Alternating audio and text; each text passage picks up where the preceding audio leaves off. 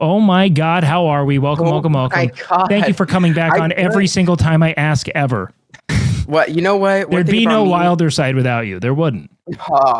No. I always have so much fun, and I love like talking. You know, I'm not meeting anyone new tonight, but I still love these guys tonight, so I'm excited to talk. No. This is an intimate cast. All right, we're gonna have. Wait. Oh, can you ask if his enema's okay? Wait, what happened with enema? Well, I had shared in your chat that I was spending some time in the bathroom prior to the episode. Okay, yeah. I actually had asked to be pulled in last, but I managed to come back in time just in case. Oh, but yeah, I was just. You asked to be pulled in last. No one told me. I feel like such an impolite host. No, it's totally fine. I finished up in time and it ran clear right before I got on, so we're good. Oh my God! Wait. So how did you enema like frequently? Is this like? No, I do just for y'all.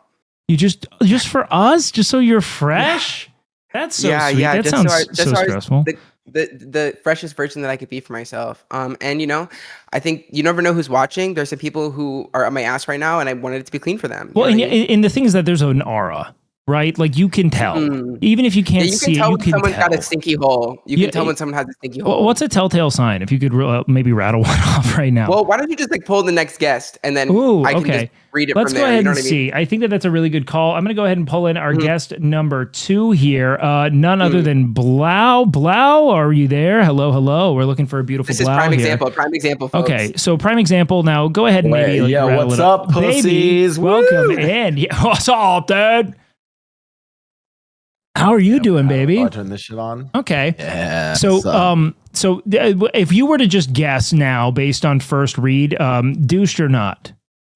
Douched. By the way, no, not douche. Douched. Like, have you douched? Did you douche for this? Did you not read the Discord? Yeah, this was for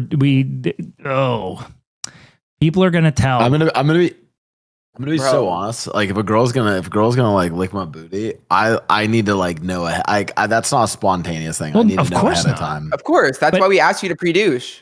This is no, I didn't for this. But like, no, but like, I'm pretty gentle. If a girl wants to, get down there and they're like, I keep that shit sparkly. You're amenable? Clean. Like, you're down? Have you ever had that happen? What, a girl lick my ass? Yeah. Heavy hitters from the get-go. Does the Pope shit in the woods? Like does the Pope eat ass? Can I just say this is one of those things though where like, again, I've started to realize like some people like, oh my God, they're kinky or like had kinky sex. Like, dude, like I'm sorry, like a girl licking my asshole is not kinky. Sure, I'm just gonna say it. That's not fucking kinky. No, I agree. Okay? That's a great take. I think it's a very fair take. Handcuffs, not fucking kinky. Butt plugs, not kinky. Like this is basic shit. I'm gonna be honest with you. Anyways, I strapped a. What if we strapped? Well, I took hockey tape. Well, okay. Well, that was just a really quick ping pong. I took hockey tape and I taped my my GoPro to a butt plug. To film like some like little trend. It's like a stupid like little trend. Whatever. Okay, it's not actually doing anything with it. But the problem is that I left it out, and then my cleaners were over, and they definitely saw my butt plug. Let me ask you something. Do they clean? So now they think I'm into something. That's kinky. I will say butt plug, not kinky. GoPro taped to a butt plug is kinky. Well, now we have to consider that like. Kind of like it's like the more advanced the recipe is, the further it drifts into kinky, right? There are tons of things that, independent of other things, aren't that kinky, right? However, together, but case in point, even eating whipped cream is not kinky, it's not. Dare I say, even this, putting whipped cream on someone and eating it, not kinky, it's not. No. It's not. That's honestly vanilla. Yeah. Now blasting Ready Whip into an asshole, now it's kinky. You know what I mean? Yeah. That's now become a thing. Someone asked if it was Pride tape. No, it was regular tape. Do you have Pride tape? I don't use Pride tape. I'm one of the people that boycotts using Pride tape. Does it feel performative? Literally, we're almost in June, by the way. Here, let's go ahead and do this. I use white tape so that I can fucking see the puck. That's why I use white tape. Wait, so you can see the puck? Yes. Wait, so like you wouldn't hold on before we keep going? We have one more guest here to introduce. We have none other than Nut Hollywood Nut, Nutstar TV, the Big Nut, how are we doing? And did you douche for this? Oh man, that is one ripe banana, yeah, that's bro. That's one douche, man. That's one douche. This man, is a very clean. Yeah, you look very clean, Nut. Yeah, I am very clean. I'm a very clean guy. I can tell. I feel like you're edging the cuck chair out of your shot now. Like it's kind of out of it now a little bit. This is crazy introduction. No, yeah, he's but still welcome. there. Oh yeah, It's I more know for he's my there. cat. It's just not as you make your cat sit in the cuck chair. You make Eric sit in the cuck chair. They offer to. They go out of the kindness of just their life. I don't know, man. You got one back there too. Don't act like you don't got one back there. Well, no, this is a cat I chair. see it. Yeah. But this isn't a cuck chair. This is a cat bed. It's actually a whole. No, wait. You don't understand. The cat chair, like that's just the chair. Like you're sitting in the cuck chair. Like if you're in the presence of a cat, like cats actively cuck. Like that is their thing. Like let me ask they you do something. love just watching. So does everyone in here have a cat? Blah, do you have a cat? Don't talk to me about this. You don't have a cat? Oh. Wait, what do you mean? Hold on. I didn't mean to strike a nerve. I don't know what happened here. Is there a dead cat? I'm just like, no, not dead cat. I'm just like a perpetual, cat like type?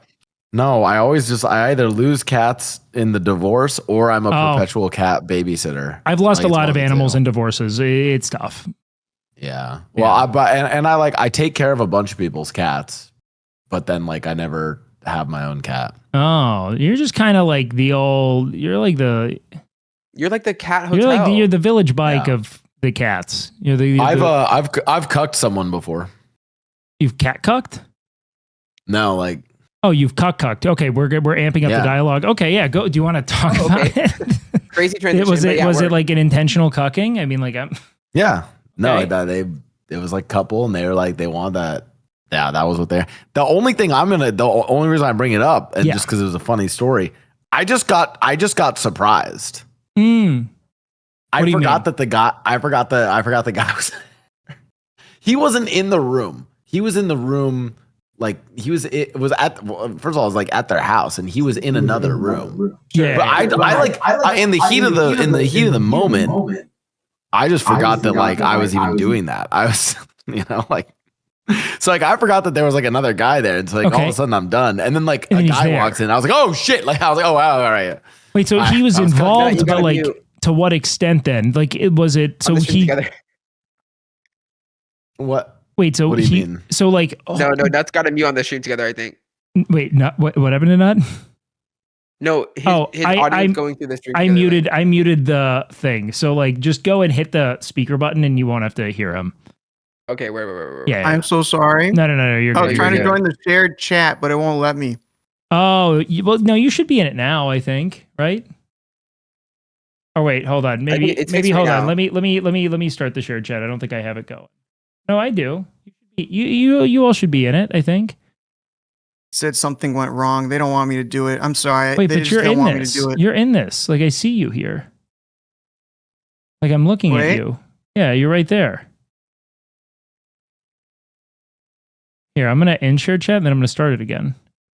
Shared chat. There. Now it should be there. Chat is now we're in there. Okay. Oh, you're such a good guy. I do what I can to accommodate. Much like Blau. So getting around to this, you were in a cuckoldy situation. Like someone found you. They were like, "Look, you're a good." How tall are you? That's not like that. I was gonna say like I assess you as being like you're like approximately like somewhere between. If I'm a bull, I'm like a fucking like. I don't know, like mangled, like crippled bull that's been killed by too many matadors. I'm like. No, you're 5'11", 5'10". I'm 5'11" on my passport. Well, you know what, dude? I'd say this in your bull, application. I think you can say 6 feet. I think that you're given leeway. And this guy was like, "Look, I'm so sorry. No, wow, please. you look so like 20. This filter you have on is like 2015. Like we're at the beach. Oh, it's like it's oranges and teals. It's not a filter. This is just my camera and lighting. It looks beautiful. It is. Oh my God. You really do have you're that shit keeping up going. the 2016 vibes. It's awesome. Yeah, I look like I'm in It's electric. Let's live forever. Tonight is, I mean that in like a really baby, nice way. Like, you look beautiful right now. Yeah, you sound it's like that beach house, like Avicii era, Everything's very like xylophonic, Oh, I like that. Like you went to Thailand, Wait, did you ever go to Thailand? Wait, before we do this, okay. I've been to Thailand. 5'10", you put it down. You're a stud. Someone they see you and they're like, "Blow, fuck my wife. I need you to fuck my wife." Is he like? Can you make fun of me for like it? that? Okay. I don't think. I just don't think a lot of people know. I don't think people know cuck. You know, like I don't think they know ball. Okay, like, wait, go ahead. And to be fair, I was ignorant to it as well. Like, well, first of all, it was like it was the girl. It starts off as like the girl wanting to like do stuff. Like I hooked up with the girl first. Okay. Sure. And that was just like a normal like hookup. Ooh, wait, And so then- you didn't know. She wasn't leading with like I have a husband. Like you weren't aware. Right. Okay. And then she was like, oh, well, it wasn't a husband. It was just like long-term girlfriend. And then she was like, hey, I'm in a relationship. And I'm like, oh, fuck. Like, and she's like, no, it's okay. Like, he's like, okay with it. And I was like, oh, okay. Oh. Okay, they're in an open relationship. Sure, And she's sure. like, Yeah, actually, like, he would want to watch or something like that. And I was like, well, I don't know if I wasn't full on comfortable with the like I wasn't ready to like step into that level of, you know. I mean, I already have my viewers that watch me, which is already I'm like seen. I'm observed too much in my life. I didn't want like the one viewer watching me while I'm fucking too. You know, that's like Yeah, of course. Yeah. Sure. You know, because honestly, I thought about it. I was like, oh my god, if I do this the whole time, I'm gonna think that I'm streaming. And it's like, you know, when you first started streaming, and you saw that little red one next to your view count for like the one viewer that was just yourself. I was thinking, oh my god, that's gonna be me. Like fucking this girl, and that the cuck guy is the one. And by the way, you don't even the have guy a was chat. super. The guy was like super chill. I mean, he was a good looking guy. Like there was like he's just like that's just what he was into. And that was the thing is it wasn't like, you know. So she was the one who originally reached out, and yeah, I don't know. It wasn't. I don't think it was as weird as people make it out to be. Sounds I don't think it's weird. No, I had fun with it. I mean, I got fuck the girl. It was great. It seems like I feel like in order for it to be like really cucky, he kind of has to be like wanting you to be mean to him, you know? Like that just sounds like this dude is like, my wife's hot. You want to touch her boobs? Was he you know? hot? Good question. Well, yeah. So no, yeah, he was a good looking guy. I mean, okay, so that's what I good looking people tend to. I think there are good looking people who enjoy being a cuck. Yeah. If they're young and they do that, yeah. Mm-hmm. Okay, so well, there's like my understanding is there's hot wifing, which is like I want that one sounds self-explanatory. someone else to fuck my wife. Sure. I think cucking is more of like a domination submission kind of vibe, right? Yeah, but I think there's different kinds of cucking. There's like you know, I don't know. For instance, kind of sounds like the difference between like casual and competitive, you know? Yeah. Like on one level, you're like, I like the mechanics of this, but I don't want you to be so mean to me. And then the competitive is like, you're being mean now, you know? Exactly. Like this is toxic. Yeah, okay. Only on the wilder side will we get into cuck discourse. No, but this is important because you know we have to honor it. So this guy was more of like my wife's hot. Do you want to have sex with my wife? Well, and there's like other like weird like I forgot I had a threesome. I literally had a threesome with like an ex long ago. I had a threesome with her and one of my best buddies. Like we all had a threesome together. And I remember someone was like, "Oh my god, fucker, damn!" So your boy fucked you." And I was like, damn. No. I was like, "No, that's just me and my boy. That's just me sharing with the fucking homie. Like that's just us having fun. Yeah, that's not." You're like all my dogs eat. All my dogs eat. I'm on the homie. You know what word? I mean, shit. I can't say that I haven't been in similar predicaments. Yeah, like, I think that's that. I think still, I don't know. I think sex can be that. Sex can be that. Cucking is about like observing. Yeah. Right? Like there's an actual. It's like a non-participatory, more observant kind of thing. See, I feel like the like heterosexual kind of like swing cuck like group sex culture is so like entrenched in shame. In like a weird, like maybe they're transmuting shame into like an I don't care, I like this, or they're going to like an I want you to be mean to me thing. But like I feel like I don't get that sense from gay group sex. I feel like it feels more like everyone has a role on this team. You know what I mean? Yeah, it's you know I think people. I I mean, look, I think Christianity. You know, if we're getting into discourse, okay, I yeah. think Christianity ruined it. I think Christianity ruined it for everyone. I think that Pop off. you know, I think, or rather, the people who uphold the traditional family like structure, like not everyone is obviously allowed to live whatever life they want to live, right? But ultimately, I'm like, damn, like I think group sex is not that deep. I don't think it has to be that deep. I think people make a big deal out of it, and I think that often a lot of people would be into it, but they like hold themselves to these standards because it's what society has told us is like. Do you feel like maybe you're like the lead in like Grease right now, and then you're telling a bunch of people who are otherwise in the chorus that like this is a great show, like it's fun. Like, do you think maybe like you're getting a lot of play in this context, and there's someone who's there like, the fuck? Sure. Like, what am I doing? Can you do a John Travolta impression? Yeah. No.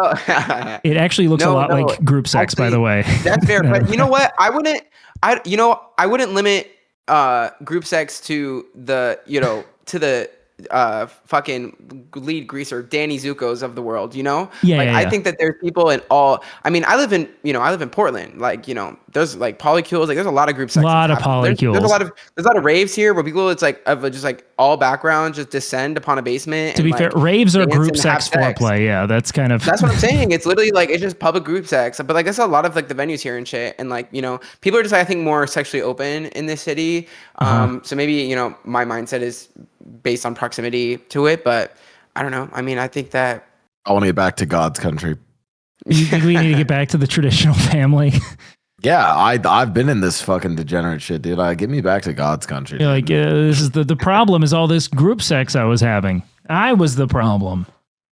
Yeah. So in God's country, you and your boys are no longer tag teaming this surely wonderful woman. Why are you laughing at that? Why can't she be great? Do you keep in touch with her? Yeah. Do you guys still text? Like Three Amigos. You ever start like a group chat or something? Let's go. Y'all send like funny gifts to each other or like funny TikToks? What's the name of that group chat? If we were to name it. Remember we hit this shit together? Which one was Curly? He's one of my best friends. We're still friends to this day. We're asking about the girl. The girl, no, that was a while ago. Why? Because if you were to keep in touch with her, would she remind you of your shame? Like, why can't you guys stay in touch? Well, half my exes I stay in touch with, half of them I don't. It's true. I do think it's funny though that this served to bring you and your friend closer, and the woman's kind of a non-factor. Like, this is like the memory that you and your boy share. It's not. Well, we broke. It's like one of those where it's like we broke up for reasons unrelated to. Oh wait, you were dating this woman? Oh my god. Okay. Yeah. Oh shit. That kind of changes it. I thought that you guys were just like kind of like getting on in Cabo. Yeah. Wait. Go ahead. No. How long were you? I'm curious now. How long were you guys dating when that happened? Were you dating at the time? Yeah. Okay, so a little bit of context. Okay, fuck. Just because I'm curious, I'm not saying it's like bad or anything. Me and this homie are like, it's like your best boy. It's like, when you find a good duo in League of Legends, like say you're playing ADC and you find someone who's like a really good support, like they're like maybe they're playing Thresh, he doesn't even know, and they're hitting just the nastiest hooks, like flash flays, like they're putting their body on the line for you, right?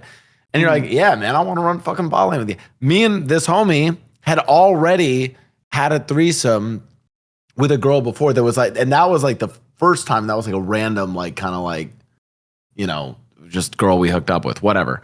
And then I'm dating a girl. And I think we were probably like, I don't know, a year and a half, maybe. Yeah, year and a half into the relationship. And, we're talking about, kind of shit that we're in, like, what are your fucking fantasies? She's like, well, I've always wanted to like do like a threesome. And I was like, oh, like which kind? She's like, I don't know, maybe like one with like another girl, maybe one with another guy. I don't know. I feel like that's taboo and you're not doing it. I was like, oh, I've done that. And she's like, wait, really? And I was like, yeah. Okay, yeah. You wanted to, I was like, and then I'm like, fuck, I'll hit up my boy. You want to run? So I hit up my boy. Bring. Yo, hey man, I got that girl. Hey, no. This sounds like the beginning of It Wasn't Me, by the way. Like you were doing the whole like, yeah, man. No, you let her catch you? Oh, no. All right. Someone said this is why she took the cat. What do you mean? I was a great fucking boyfriend. I gave her a fucking. I was a great boyfriend. I gave her a double dick experience. The fuck in a safe environment. Hold on. Homie I vouched she got for, herself that double dick experience. Okay. No, she didn't. I did that. Yeah, he made shit happen. He's Mr. Make It Happen.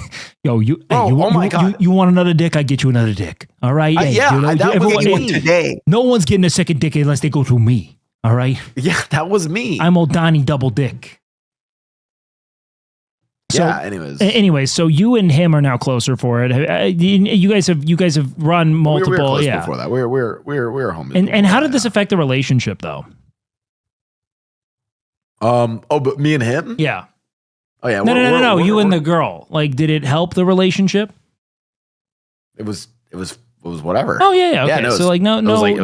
fallout. Can I ask something about this? Do you guys have similar sized penises? Because I feel like if not, it would create hierarchy in your brain or in the male brain at least. It could be, not necessarily. It could be like twins, like that one movie. Danny DeVito and Arnold Schwarzenegger. Were they twins? Do they have different sized dicks canonically? Everyone probably. I just mean one's really big, the other guy's really little, but they're still best friends. Yeah. Everyone has a bigger dick than me. Okay, but hey, don't say that. That's boo. Just answer the name.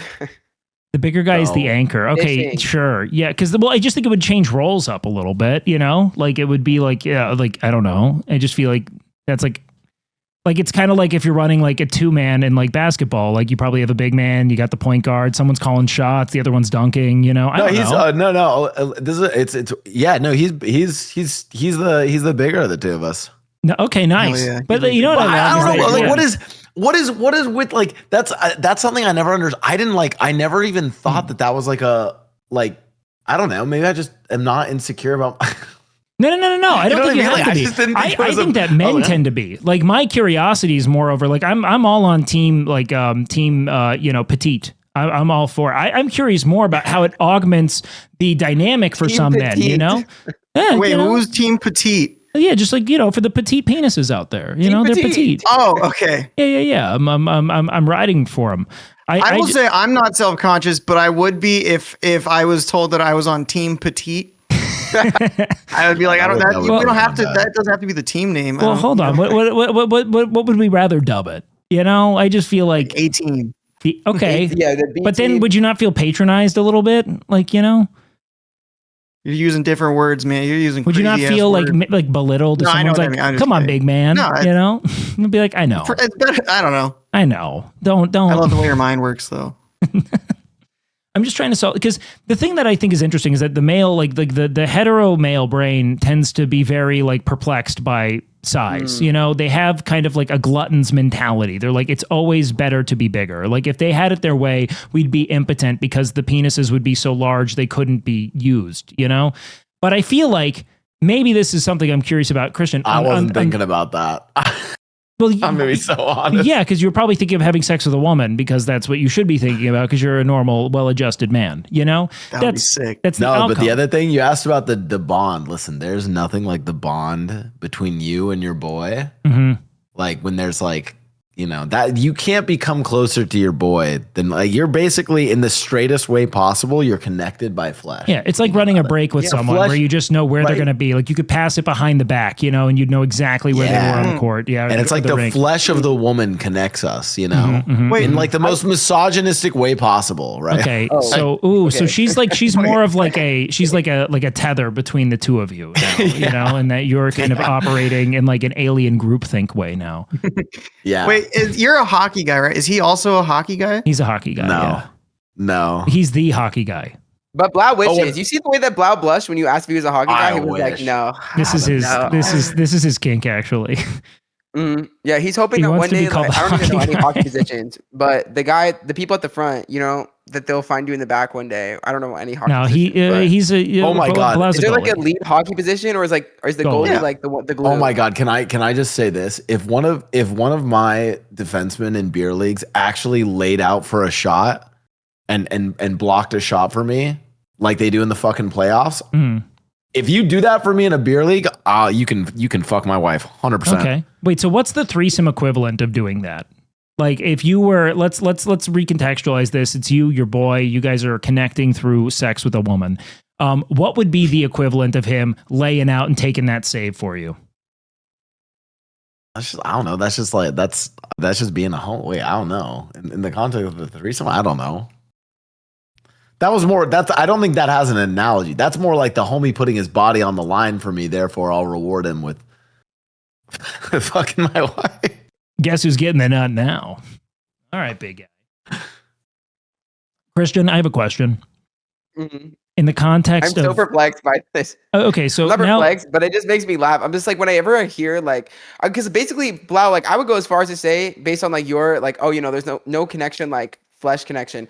I would say like the most manly thing that you can do is fuck another man. You know, like you want to be bros with someone. Like I think you should put your penis inside of him. I don't know, but just personally, I feel like then I'm like, oh, we're boys. You know, like I feel like at that point. I feel like if we're gonna get down to the manliness, I'm like, there's nothing more manly maybe than wanting to like fuck another man. Can you expand on that? Like, I would say the that way you probably describe this, I'm like, okay, words. Like you guys basically have gotten the closest possible to fucking. Yeah, but you're not fucking. That's but gay. Right, exactly. Right. But what I find so interesting is that like you're humming like this experience as like, oh, this is like brought us the closest two guys can ever be is if we, you know, share a woman together. And I'm like, at that point, just finish the job. Just sure, fuck, you know? Uh-huh. Job's not finished. Yeah. But maybe I'm comfortable with my sexuality. I'm not that comfortable. Job's not finished. Job finished? Job's not finished. We got 3 more games. Yes, a chatter put it perfectly. You got to know bro inside and out. You got to really understand a man. That's actually, I will say, that's probably the best way to really understand everything about is to get in there. You know, your boy. Yeah. Or just men in general. Well, because oh my then God, you know what really makes him tick. I did during one of these things. I like reached my hand to grab the girl's ass, right? Of course. Like she and I ended up like grabbing my homie's ass. Okay. Yeah. How can I ask how you were oriented such like, that became possible? Like what? How were you oriented exactly? Like how does that become? I hate when I actually possible? grab my homie's ass. Yeah, like, while I'm inside of. I don't know if I want to get. I don't know if I want to. Because I'm okay. Can I just say this? Okay, if I were to let's say think about this in terms of maybe like a 1v1v1 wrestling match. Okay, it sounds like you would have to be like you guys decided to team up for a moment, okay, and you're both trying to take on one opponent together, okay, and you're trying to maybe get like something from the front, and he's trying to maybe like, you know, get a Nelson in or something from the back, and in that moment you were like, and then you overreached like by one human's width. Can we talk about like some like I don't know, some woke shit or something so I can disagree with so, Christian, I have a question. How does the hierarchy of penis size affect gay group sex? Does everyone have a role, or is it does the cream set rise? I kind of feel like when you see a lot of penis, I think it just gets to a point where it's just like, all right, it's just another penis. Yeah, you know what I mean? Like I mean, like sometimes I'll see a penis, I'm like, damn, that's a huge penis, you know? Yeah. But I feel like for the most part, like I see a penis, I'm like, oh yeah, that's another penis. So I'd say like ultimately, like I mean, unless you're like really, you've just got like you can wrap that shit around your waist and tie it like a belt. I don't know if people really notice like penis size like differentiation. Yeah, they're like you're in the bell curve, you know. Yeah. Okay. I mean, truthfully, I will always, you know, stand by this firmly. Like, as long as you know how to use it, like you can make any size, you know, do what it needs to do. Yeah, to get the job done. Yeah. No, yeah. I think that's an uncontroversial take for people. 12 inches to hit the G spot, you know. No, but that's what I've been trying to tell her. Mm-hmm. What the fuck is the G spot? Well, wait until you hear about the Z spot. That's exactly 12 inches in. Oh shit! You don't know about the G spot, Blau?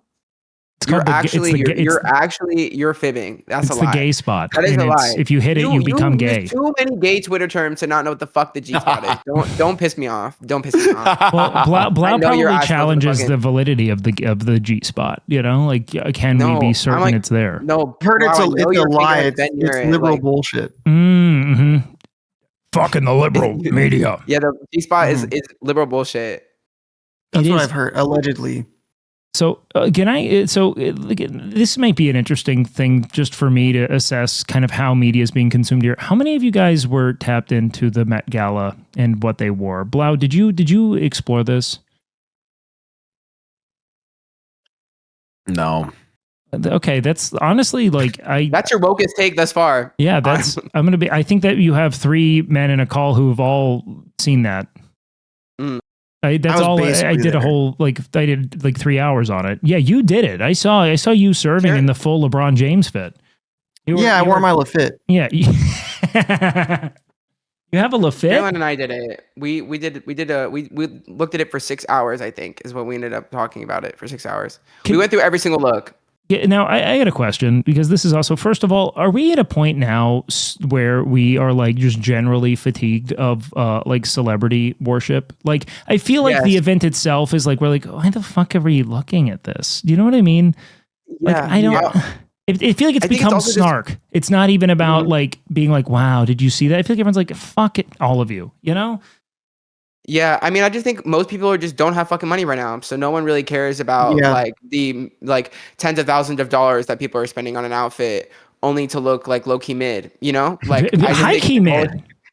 Yeah, some people, some of those looks were bullshit. Oh my god. Yeah, just there for no reason. What's your hottest take on the fits? Yeah. Well, did you have one that like you were like, this is bad and no one agrees? Not like this was bad and no one agrees, but it was mostly, it's like, if you're going to go there, well, there are a few things. Yeah. Any man who's just wearing a tuxedo fuck and you. was at that event fuck you, dude. Absolutely. You should go, I was almost going to say, you should get a gun and point it at yourself. You're wasting everyone's time. Why are you even there if you're not going to even try? You're a piece of shit. And also it was how self-important a lot of them were like talking about everything going on. It's like, you're just at some event. I would totally go if I was invited. Oh yes. I would genuinely wear my LeBron James outfit with the LeBron James jorts and LeBron James hat. You would wear the LaFit. That's better than what some of these people were wearing. You know what I hate too is like every head of like a major fashion house, like you get Marc Jacobs showing up in a fucking tux. It's like, why are you even? Could you? I don't even understand. Like, do you not feel like you're like it feels like you're besmirching your brand when you yourself dress like a dude going to prom? I don't fuck with it. It's weirdly like they're there, but they don't want to draw attention to themselves. Yeah, it's like why would you go to that and not draw attention to yourself? What is the point of going at all? Or it's like, I don't know, man. Yeah, go ahead. Wait a minute, pause. Yeah. What if like I'm one of the designers of like the designer maisons? Maybe I don't want to like flex. You know, like, and maybe it's more like, hey, like I want like the model or whatever celebrity's wearing my stuff to be the main talking point, and I'm just gonna wear something understated. Yeah, that's the designer, sure. Yeah. I think the designer needs to show up and like flex cunt a little bit. Like, I'm not a fan of that. I think they're afraid to take a big swing and miss. I mean, even if you're a designer, it's just like dress on theme, you know. Yeah, just like, if you're a designer, do the bare minimum at least. Like I see what you're saying, Vlad. I'm sure there's actually probably some validity to that. Like ultimately, like if they're there and they've designed pieces, like they're there because of the pieces they've designed, but also like just like, I mean, at least try to, you know. I feel like gay brunch would be more scrutinous of these fits than some of the people are showing up. You know what I mean? Like, I feel like even in like a casual like friend setting, it's like, what the fuck? Why would you not? Why'd you show up? We all look stupid now. We all tried. Yeah, it's true. I'm wearing 8 birds. Although they were raising money for charity, or not for charity, for the Met. Yeah. Right? And it's run by like the Bezos. It's like, just give them money. Yeah, just stop. All of those people there fundraise worth probably close to $1 trillion. Yeah. And they're all basically asking me for money. And it's like, that's the most annoying part. How about this? You match it. You know what? Well, I'll do it. You match exactly. Because then I can like, the more I give, the more I spite you. You know what I mean? This is my new challenge to celebrities or any kind of like a fucking ultra plutocrat, like, you know, wealthy person. Match every donation from now on so that I can donate, not just for the cause, but to fuck you. You know what I mean? That is what I want. I want you to bleed out your money, you know, because I'm drawing that. Like that's because then it's two front now, you know? Not only do I get to give to the cause, I get to choose to dislike you through the money I give. Wait, also that just reminded me, there's like an actual like gala event or something, dinner after the carpet that isn't aired and nobody sees it. Well, that's when they And that's- traffic the kids. Yeah, I was going to say that. Well, I didn't know that, but that's the point where it's like clearly this is not for raising money, because if they care about raising money, then that would be aired and they would like remind people to raise money or whatever. Yeah. Why is that not televised? Also, just them wearing clothes and then no one sees the actual what's going event? on at this gala? You know, what is it? Yeah, I'll be honest, I have no idea. I've never even thought to ask because I think it's kind of dumb. I will go over the fits though and like get snarky about it. But I also love drama think, and fashion. yeah, like I also love finding like where people are generally outraged, like the genuine ire of like, you know, like fashion discourse online where they're just like, what in the fuck are you? You know, I love Twitter on Met Gala Day because I feel like I hate Twitter. They hate everything, but like it's people almost get so creative on how they're going to set. Like I love feels seeing like the gay Twitter Super memes. That's Bowl the a best little part. bit. You know what I mean? Like it's people roll up ready to tweet. You know? Yeah, for sure. Yeah, and like you know. Some of the girls got like the pop-based notifications turned on, and your phone just blows up the whole night with like everyone's out. You know, it's like all 250 people that are pulling up. You know, they're tweeted about and stuff. But yeah. I don't know the gays. I love seeing gay humor like paired with the Met Gala because the gay references that people make. Oh, it's just electric. Now at the risk of none of us getting it, like what do you mean exactly when you say like the gay references? Like how? Well, like, how am I barred from getting it? Like if I'm trying to get a job, you need at least two gay references. Yeah, okay. Precisely. No, I feel like in pop culture, there's just like stuff that's like very quintessentially gay in this in the sense of like, no. Oh, wait, you didn't like the Tom of Finland reference? Oh, well, I learned about that as I went on, by the way. I didn't know what that was at first. In your defense, I honestly wasn't as familiar either prior. And someone was like, but then I saw and like on your LGBTQ history. It was pretty graphic. No, I think it is hot. Yeah. You know, I think it's meant to be. But like, yeah, I mean, well, it's like it's very cock forward. I mean, like about as cock forward as it could get. You know, the art in question. Granted, of course, the outfit was it's a little fascist. You know, like it's kind of like I don't know. Like I get that. It also harkens to another thing, which is like imperious overlord. You know, and I'm like I think it's interesting, but kind of odd that that's so prevalent. You know. Yeah, but I guess we transmute that. You think it's hot? Yeah. Like I think it's also like I think that is in essence like that is part of the point. Yeah. I think. Well, it's like I was talking about this, like the whole idea of like I think so much of your like formative sexual development, occurring what's essentially in secret and in the ire of the world around you probably makes a lot of like sexual fantasy, like bully adjacent almost. You know what I mean? Like there's some kind of comeuppance that's tied into it. I always found it interesting, like the obsession with like kind of like jock culture and jock aesthetics as well, given that that's probably the like vision of a archetypal bully in a teen movie, you know, it's like a dude in football shit. And it's like, that's also like very popular. Nice glasses, loser. Yeah. But I feel like, I don't know. I feel like leather culture like doesn't normally occupy a ton of like pop culture like space in terms of like what people are talking about, what people are seeing. So I think like given that context, I'm like, he highlighted like, an artist who like isn't, is more so I guess known and cherished by like the gay leather daddy community and just like the gay leather community, BDSM community at large. So I'm like, kind of work for that though. He looked good as fuck in my opinion. Yeah, no, it was the guy with the leather, like the hat. God. Like the full leather fit.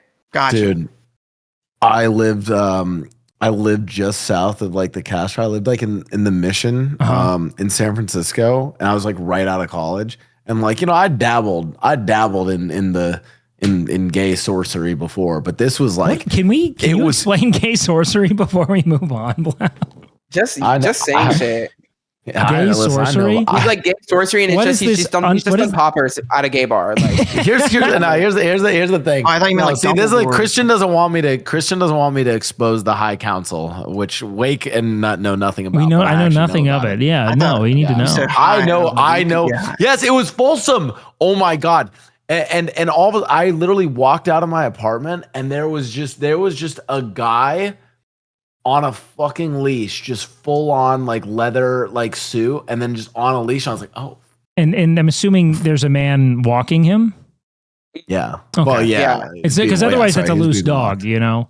Yeah, a loose pup. No, it was a man being walked. Yeah. Okay. I think there's like, you know, a lot of discourse about like kink culture being at Pride and like kink culture and its relation to like the LGBTQI plus community. But I'm like, sexual liberation is like such a intrinsic part of like, you know, the queer lived experience. And so I think it does have a place. I live for that shit. Yeah, I love to see a man walking another man on a leash. Like, hell yeah. And in San Francisco too, I'm like, it's very, that culture is like really prevalent. A lot of people move there for it, you know? Yeah. Wait, have you seen that one guy who, this is in New York, who like rolls himself up in a carpet and then just is like on the sidewalk and people will like walk on him. They don't know he's in there and his kink is being stepped on.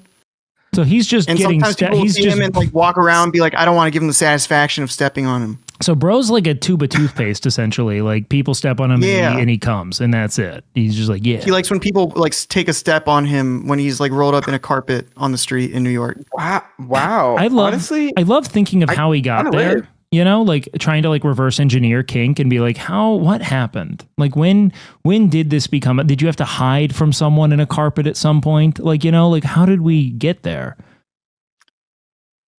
Was it Aladdin? Were you really into the flying carpet? Did you want Aladdin to ride you? Like you were like, you know? He probably just one day was walking the streets of New York City and saw a carpet and was like, damn, I could probably fit inside that. And, you know, he'd been dreaming about people stepping on him constantly for every waking moment of his life. And he was like, wait, that's fucking it. That's it. And he probably saw a bunch of people stepping on him. He was like, let me just wiggle myself in there. And, you know, it might feel great. Pumping out loads left and right now. Yeah. Have you tried it? That's true.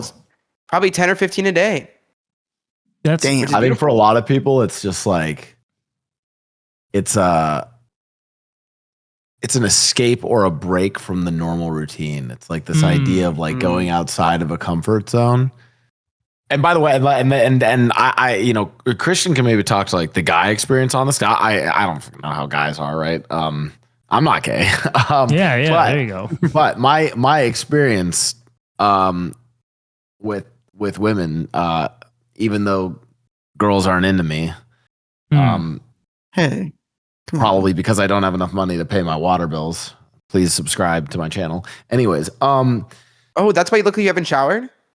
yeah, exactly. Oh, exactly. My experience with girls though is like, actually like girls who are in positions of power, who are like kind of like the most like boss bitch girls, like maybe they're crushing it at work. They're like in like a lot of situations of like control. That's not all. Don't be that fucking guy. Yes, all women. Yeah, no, come on. Like, women can be fucking losers and women can be great, just like fucking guys. Okay. Anyway, don't fucking always be yes menning women. Okay. Anyways, hey, women guys, let's give it up to all the fucking boss women out there at the front lines. All of you. women. Yeah. Okay. Anyways, you were so stronger than me. My thing was I would just notice like girls who were like typically had like way more shit together, like insane careers or like were rich, were just crushing it, tended to be kinkier because they wanted like that. I think it was because they wanted that switch up from like such a regimented life. That's just an observation. I don't know. Maybe is that true with the gays, Christian? How would you? Does that map? What do you think? Wait, can you repeat that? I'm so sorry. Or the stronger, more like business CEO men kinkier?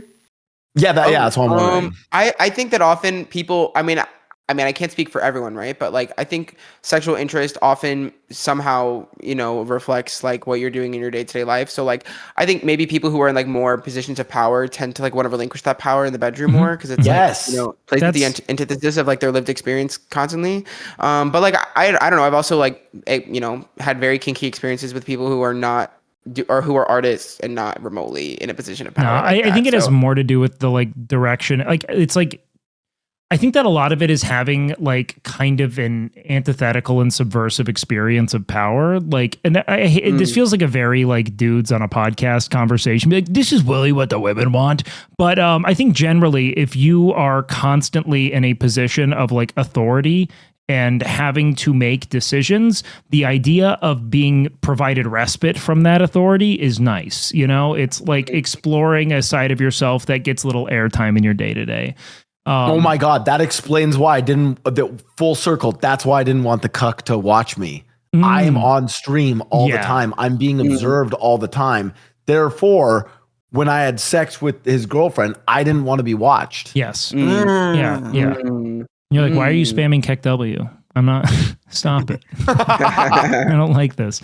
No, I think that it makes a lot of sense. I just think that for a lot of people, like, what you don't get in your day-to-day, even beyond sex, like you want the antithesis of what you are sort of like experiencing in your workday once you leave, because a lot of us tend towards balance. Like we want to have emotional balance and to experience things that are chill. But I also think you can like pathologically lean the other direction, like someone who's just like super fastidious and obsessive and can't like not have things their way, probably biases being similarly as such sexually as well, in the event that it's like a deep enough sort of psychological thorn.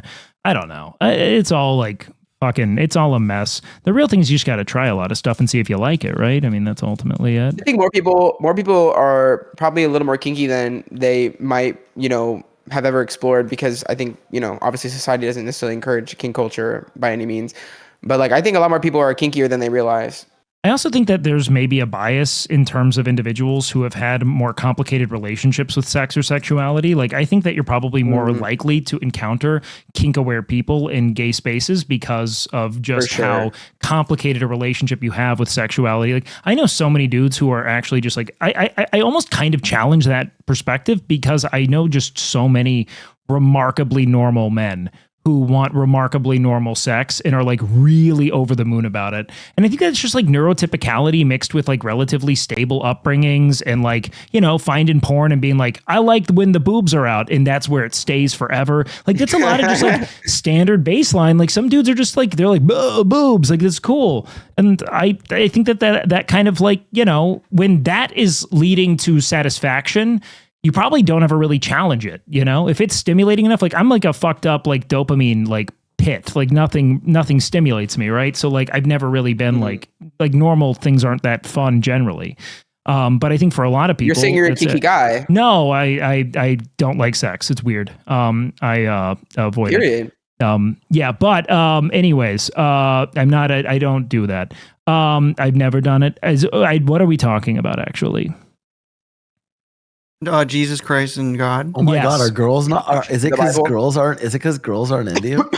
Yeah, what do we? Show me your fucking DMs. Without, show me your Show me. No, your it's because DMs. girls only want to talk to you if you make $800,000 a year. Yeah, what do we? The thing is that once you're a high-earning male like me, it's pretty difficult to find a authentic connection, Willie. I've been dealing with it a lot ever since big deals were published.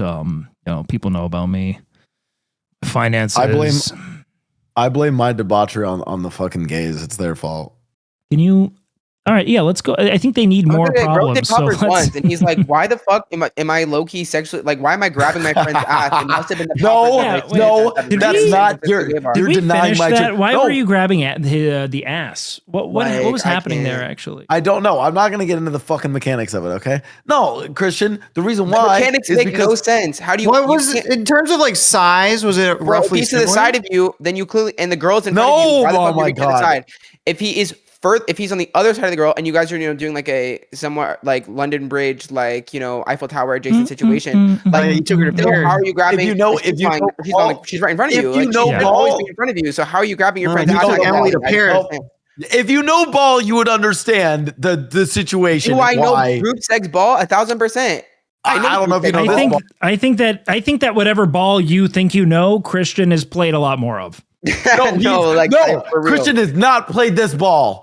Well, maybe he has actually. I think he has. It's just no. Well, okay.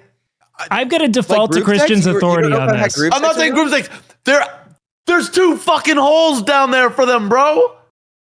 That's true. Mm-hmm. That's true. Sure, but it doesn't. I'm learning new things 1,000%. So like 1,000%. I hear you on that, and I'm validating your experience. I hear you on that. Period. Hold on. We gotta wind. But go back. Either way, there is still either your friend is next to you or like across from you. You know what I'm saying? And either way, it's very interesting that your hand went there. No. Okay, so hold on. Where was the man when you grabbed his ass? He's going with do you know about like where was he next to you or can we I don't want to go into this. No, we're moving. Can I just ask? Was it similarly sized to hers? I think it would help us all. I'm gonna draw I'm gonna draw a diagram. My Discord's Okay. cutting out. I'm lagging. Oh no. I can see you pretty well. I would say you sound actually really clear. Your ping is That was the really clearest you've sounded so exceptional, far. honestly. Yeah. I think that you need not explain more than you like, Blau, but I am curious about how that accidentally happened. And I understand the mechanics here. I'm lost on the accident. Hold on one sec. I gotta rejoin the call. Can you pull me back in here? Hold on. Okay, so he's dodging. No. He's Bro, he's dodging. absolutely not coming Hello? back. Hello. Hey. No. Sorry. It was that's not like me to say like. Oh, were you actually lagging? I was actually lagging. Yeah, that Oh. was not I even thought a it was a joke. bit. I was actually I thought lagging. this was a meme. Okay, yeah. No, that was not a meme. So I'm assuming. No, I'm okay. okay. I'm not fucking explaining it though. Listen, I think I get it. happened. Wait. There's Hold a on. reason it Hold on. happened. Wait, Can I go ahead and tell you what I think is happening? DP situation. I think I know what's it's chat. Yeah. I think people Blau's in the laying chat, down. Like, listen, your chat fucking figured it out before you guys did. Okay, Blau's Let's move laying on. down. Now. Damn, Scooby Doo ass chat. Okay. So that's the Good work, thing. chat. And they would have gotten away with it too if it weren't for you meddling chatters. No, I'm saying this, Christian. The fucking gays when I lived in San Francisco used to make fun of me. Came out hot on because that. I was trying to like, I thought I was gays. being like a good little hoe, hooking up with girls, doing cool shit, and then they're like, "Oh my god, honey, you're so vanilla. Oh my god, you're not doing enough." And I'm like, "Fuck you guys!" And they bullied me. Instead of like the friend that was like, Yeah, that's what they maybe wanted. gay or closet gay. I had a bunch of gay guys bully me for being straight. Okay, so fuck you. I had trauma. Yeah, bro, they were Gays trying to get a bullying little me. bus. Did you know that, right? Like they were trying to get a little bus. All these guys, all my gay friends were. Why did it low key make me a little hard when all my gay friends were Shut the degrading me and fuck calling me up, fuck vanilla? Like I don't. God up. Of course, they're like being like, I bet you wouldn't kiss a guy. I bet you could. Like, what do you mean? My life Like, sucks. Was there one of them that was like the leader? Was there like a group leader? Of who was the gays? king gay? The gay bullies? Well, I don't Who's like the say Regina their George name. gay? Ooh, Was is there that Regina is that an George? archetype, Christian? I'm learning. Do you have Regina George gays? I mean, Oh, I I think feel like for sure. Regina George. Yeah, for sure. Would you Like, identify that? Like, is Regina- that like vernacular? I wouldn't call it like wouldn't say vernacular. I think I just kind of put that together as just like a pop Mm, culture reference that I mm, think yeah. a straight man like Blau would understand, and then relating it. It's like a way that I can bridge gaps. Of course, yeah. You're a great cultural communicator. Yeah, I just wasn't sure if he was gonna be as familiar with the demon twig thing, just because like it sounds like No. a bunch of gays cornered him. That and sounds made like him an do poppers anime. and he forgot his name or something. So Yeah. I was a loser in my past life, but now I'm reincarnated as a demon twink. Like that's an anime. Yeah, okay. Oh my That's god, an they were anime. fucking. No, but Dude. it sounds like Like bear, it should be honestly. It's a great concept. They were fucking legendary wingmen. Speaking of gay stuff, in Top Gun, when Mavericks like fucking got him on that's his two of my tail. favorite things. You can ride. No, they're on Iceman's tail, and then fucking Maverick pulls in. It's like the theme plays dun dun dun dun dun dun dun. Dun. That was my fucking game, dude. When I went out in the Castro, oh my god, those guys are the most insane wingmen ever. Well, I'll say this: Women I think that, women are shitty. Women are shitty wingmen, awful wingmen. Straight guys probably even worse. Gay guys are a straight I think generally guy's best friend. I think that most women Name a good assume wingman.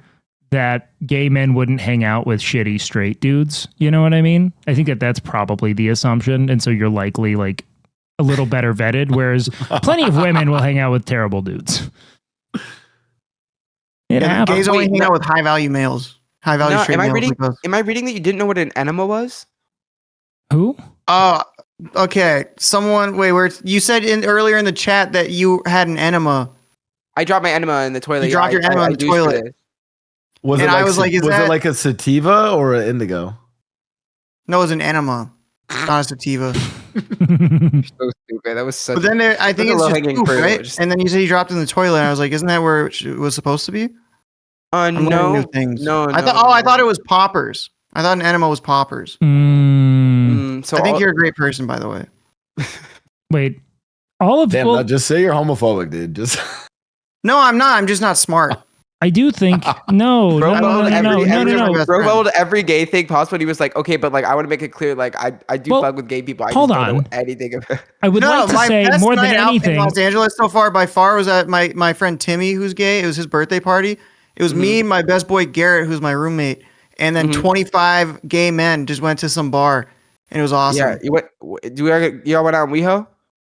We went. I don't want to say where we went. It's embarrassing. We went to Tenants of the Trees. Okay, you that is really immediately say embarrassing. it, Yeah, yeah. I'm Why, sorry, why but is it that was fun. embarrassing? Tenants of the Trees Because it's sounds like a lame. That's like a lame bar. it sounds like a It's not that it's guild. lame. It's just like one of those bars where like they only like they don't let everyone in. I hate. They bars let like me that. in when I went with my 26 gay friends, but Why? I tried to go one Is other it time. pretentious?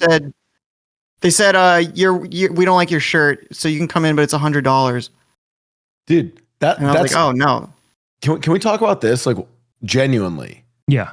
Gay Gently. nightlife is just it infinitely clears straight nightlife. Like Well, it is insane. Like, and this is not like okay. I'm think gonna be it's the honest. self-acceptance. Sometimes you guys say things on this podcast where I'm gonna be honest. Sometimes I roll my eyes a little bit because it's like a little bit too much. Like like we're a little too gay Fair, for you. fair. no, it's not. No, it's not too gay. Too It's like a woke. little too like yeah, it's a little too woke. Right, like when someone, well, but all women are great. It's like, no, actually, some women are fucking horrible people, bro. Like, Yeah. Casey Anthony. the fuck, yeah. And Mother Teresa Yeah, but was actually a pretty awful person. behind Casey Anthony is obviously a man who forced her to do it at gunpoint. Like I don't.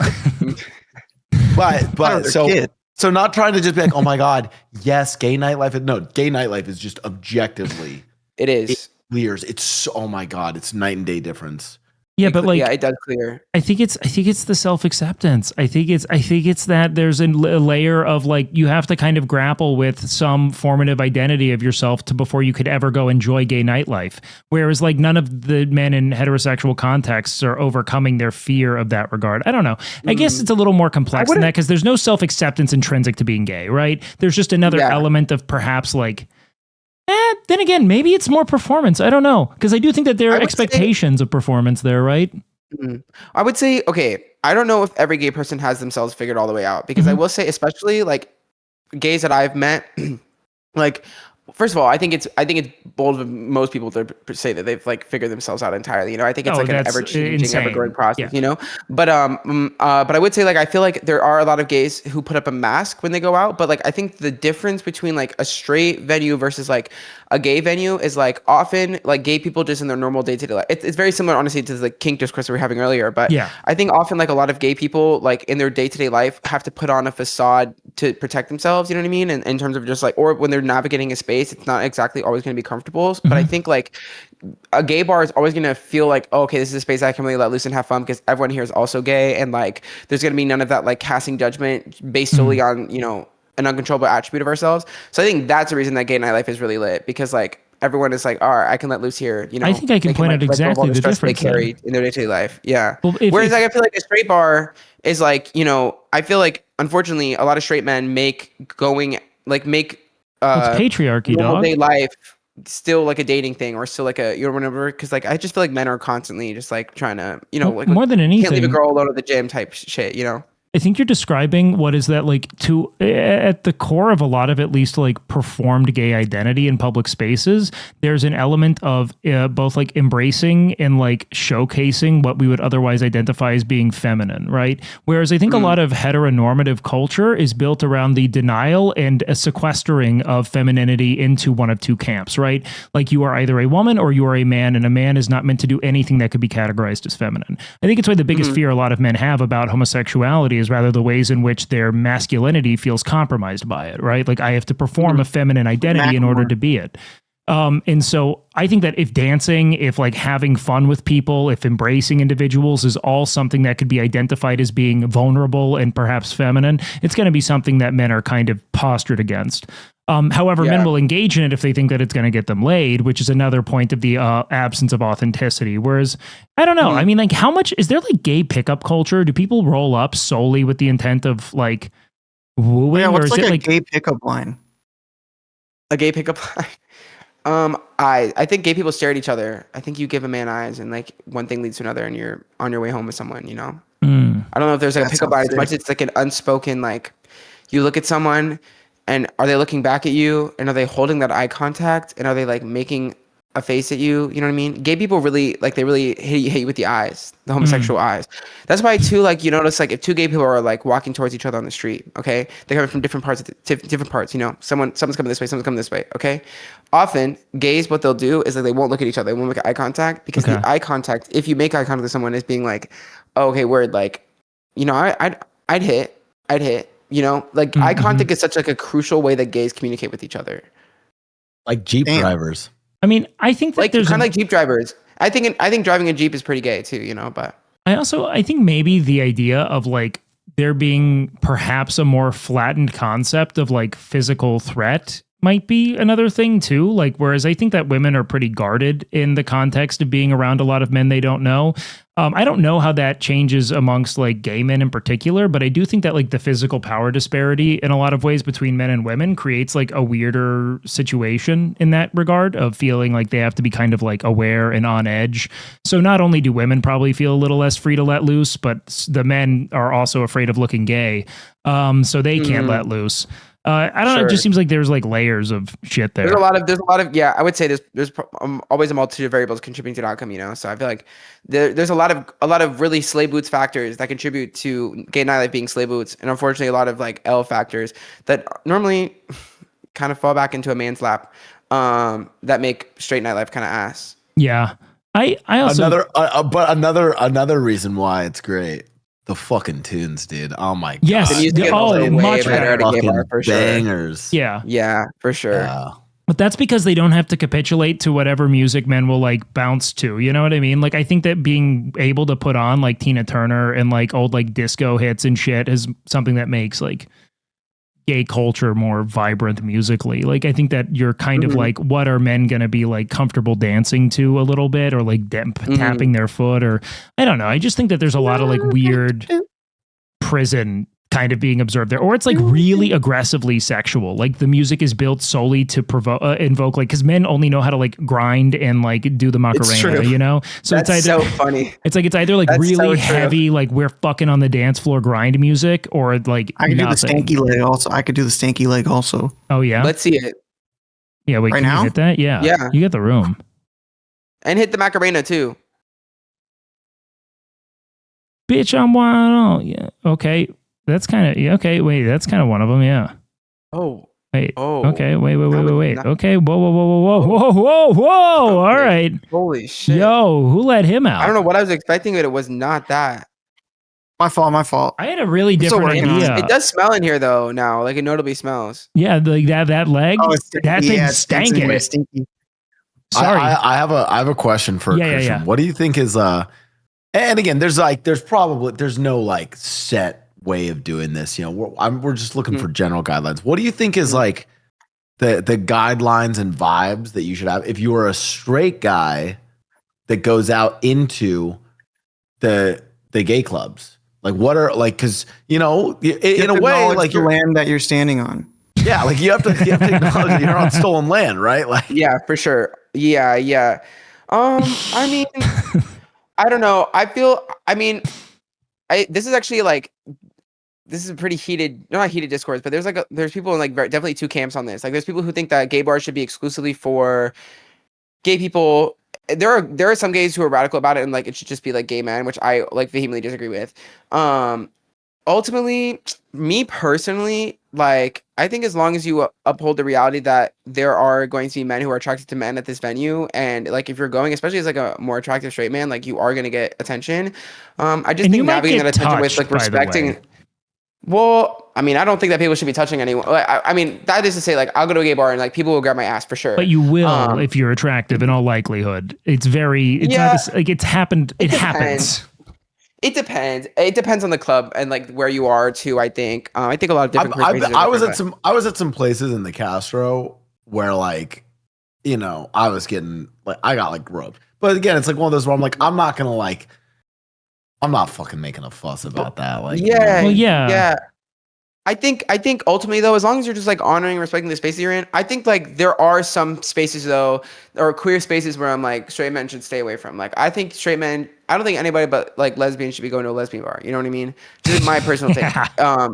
Like it's so interesting how many people will like complain about like there's only so many lesbian bars left. First and foremost. Yeah. But I just think ultimately it's just like honoring like what the intentions are of a space. Like I would say like if you're going out in West Hollywood and you're a straight man, like it's gonna be okay. Like live your truth, have a good time, know that the drinks are really strong, and don't Can alas. I say more importantly? What are your thoughts on this? What if it's almost like who, like the context of like who brings you? Like for instance, I think I actually have been to a lesbian bar.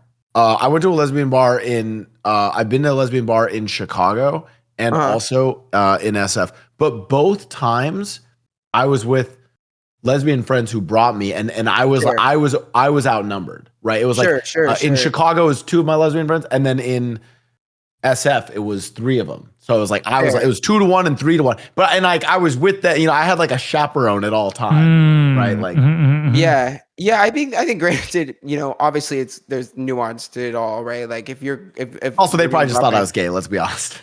Yeah, probably. Yeah, you tap into the gay shit though. Like let's not pretend you're not out here being like twunk maxing, you know what I mean? Like you're a man who you say you recognize ball, you had a bunch of gay friends in SF, balls. which is great. Yeah, you recognize balls too for sure. Yeah. You also accidentally grab your friend's balls too, apparently. So I mean, like, teach. I didn't grab his balls; it was his butt. Sure. That's what they all say. God, I'm gonna. The ass looky feels like balls sometimes too. So what's twunk maxing? Okay. Good teaching moment. Is that how they say like Timothy Chalamet? Like 20. Oh, where'd he go? My camera is frozen. I don't know what just happened. Yeah, you're good. God, just enable and disable. Wait, Christian. Because Christian is going to give you the actual definition of this stuff. Wait, before Christian gives you the actual definition, I'm going to give you my cooked version. So yes. You know how like when you're in the character creator and there's like different classes that you can choose? We're talking about like 2K? No, not 2K. Like think like more like an MMO, Yeah, think and there's like different classes. Mm-hmm, I don't know what that is. Okay. Think of it as you game. That's the way I think about it. I don't do anything ever. I was gonna say, I feel like I saw a clip of you recently. Ooh, can I actually play Minecraft? This is easier to solve. Trying to craft something and you couldn't. Yeah, that was me. I didn't know how. Yeah, bro. Everyone thought that was fake. That was real. You really don't game. No. I forgot. Like you dead ass don't game at all. No, this is way simpler. I grew up with older sisters who never wanted to play with me, and I just wanted. So I just played by myself. I can straight translate real quick. Think of it like traditional, like go like 90s basketball. Like how the positions are archetyped, different body types have different places, Yeah, like, in football, like linemen are built a certain type of way. But like, really wide good receivers Paul. are going to be built differently as well. Like everyone's got a different build to associate what they're trying to accomplish and what they're into in regards to the field. Right. And then you have like you have like a corner and then you have like a white corner. A cornerback would be a twink. Like 100%. Type of guy you want to like meet your family. Quarterback. Yeah. Normally they're twinks or like they're jocks, but yeah. Oh, like skinny boy. That'd be twink. Yes. Yeah. And then maybe like more like a you have kind of like a think of like a. I mean, it wouldn't. Linemen would be like bears, or cubs. They got a little. Wait, what's it called when they got like a poop in their stomach? There's like a gay poop stomach. What? Am I allowed to say twink? Yeah, you could say twink. Thank you. But I have no idea what the fuck you're talking about. It's like a twink who's got like a bit, like a little like flabby stomach, and they say it's because he's got like he got poop in there. I'm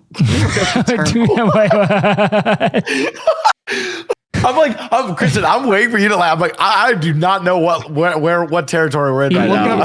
Yeah, I'm waiting for you to translate this, Christian. Never heard of this. It's gay poop stomach. I have gay poop stomach. Are you talking about prep belly? You're talking about fucking prep belly. Are you on Twitter a lot? Belly.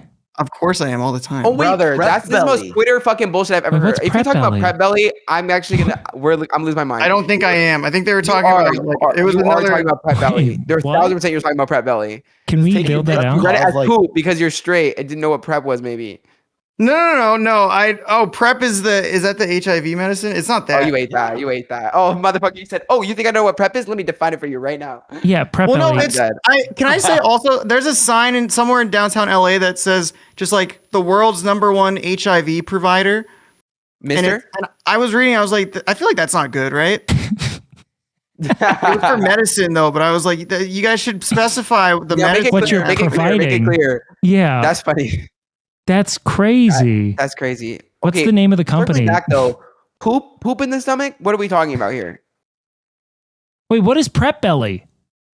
Prep belly is this? Okay, actually, I've engaged in some discourse on this.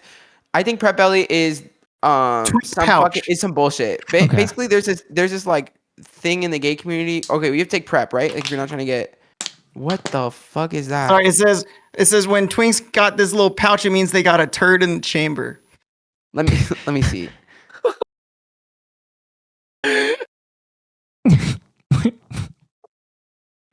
Added a year ago by Owen. Yeah, do you know Owen? Is he a twink with a turd in the chamber? What is this? I've never heard of this in my life. I've ever seen that in my life. That's the most. Someone said that I had that. It was Timothy Chalamet. Wait. Oh, that's so fucking funny. No, that's crazy. So never seen that. You got a before little until poop in today. there. Okay. Yeah, but actually, you know what? That's still a twink, probably. I thought for some reason you were like the concept of that's the concept of using a gay meme that I haven't. It's That's wild. Great. Maybe it's like normie sphere gay Okay, meme, you know? Like that's like maybe you're too deep into gay Twitter, you know? Me? No, Christian. Like maybe he's so deep he could never encounter that. I'm trying to disconnect. It's been hard though. It's been hard. You've been trying I've to been disconnect? like starting to delete apps off my phone. I'm at that point in streaming where I'm like, oh my god, I have to delete the Discord from my phone. I have to delete the shit from my phone. My head is about to fucking explode. You know. You should get Brick. It's like a literal physical brick, and you can disable apps on. I basically have like all social media disabled except for 1 hour in the morning and 1 hour at night. So I just can't go on it during the day. It's great. I would hit it. I would smash it with a hammer personally. Nah, it's awesome. Yeah. I mean, you can no way unbrick it for like emergency reasons. There's no way I don't just like disable that app. Like I think I would download it optimistically, and maybe 2 days in, I'm just constantly. No, you get like a time. literal physical brick that you have to like a QR code. You have to scan it. It's great. I mean, it changed my life. It's been fucking amazing. Oh my god, cat! Damn, that cat's got girth. That's a big cat. Don't say that. He's been putting on weight recently. No, eat, King. Look, you've got nothing to run from. You're a house cat, bro. Stinky. Christian, what's the? Give me the tea on. Do you think some people use twink? And not like I saw some in the same way some people. This is my take. I think ultimately there's 8 fucking billion people on this earth. I'm sure there are people who are using twink as a slur. I think there's also probably people who use twink just to describe a twink. I think like trying to like, generalize that every person using twink is trying to use it in the place of a slur is like disingenuous. But like, are there people who probably are? Sure. Either way though, like, I don't know. I think we have to consider like the weight of words and like the history of a word, right? Like I think the F slur, for example, like obviously there's a lot of like deep dark history surrounding that word, and there's a reason that people consider it a slur. Whereas I think like twink, for the most part, is like doesn't share that same history, So like I feel like trying to like pigeonhole it as a slur is like not really real. But like, do I think people have the capacity to be offended by being called a twink? For certain. I just think you have to like read the room, At the end of the day, like for the most part, I feel like most twinks own the fact that they're a twink, are not going to be offended if you call them a twink.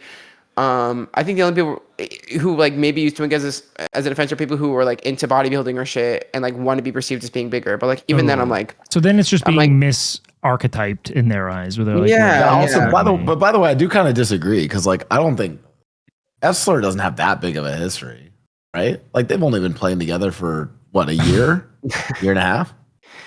I think it's been like maybe 2 or 3 years. It was probably 2 years. Yeah, but I think there was officially F slur like a year and a half ago. Bro, when I first saw like one of their stream titles with F slur, I wasn't offended because I thought it was funny. But I was like, for a second, I was like, wait, what the fuck? Like, wait, what? And then I realized it was just like all of their names put together. Oh, nuts! Like who? No, it took me a second. I figured it out. Okay. Yeah. Obviously, they're like all people who are like, notably in support of the gay community. But I was like, whoa, who's gay? But ultimately, it's not that deep. It's silly. Yeah, I mean, but I was so lost at first. I was like, what? It's and like also Ludwig's in there, so so represented. He was Gamer of the Year. Yeah, Gamer of the Year. What, no, he literally won Grindr's Gamer of the Year. So like he's been colloquially understood as gay already. So how does that happen though? How do you win Gamer of the Year?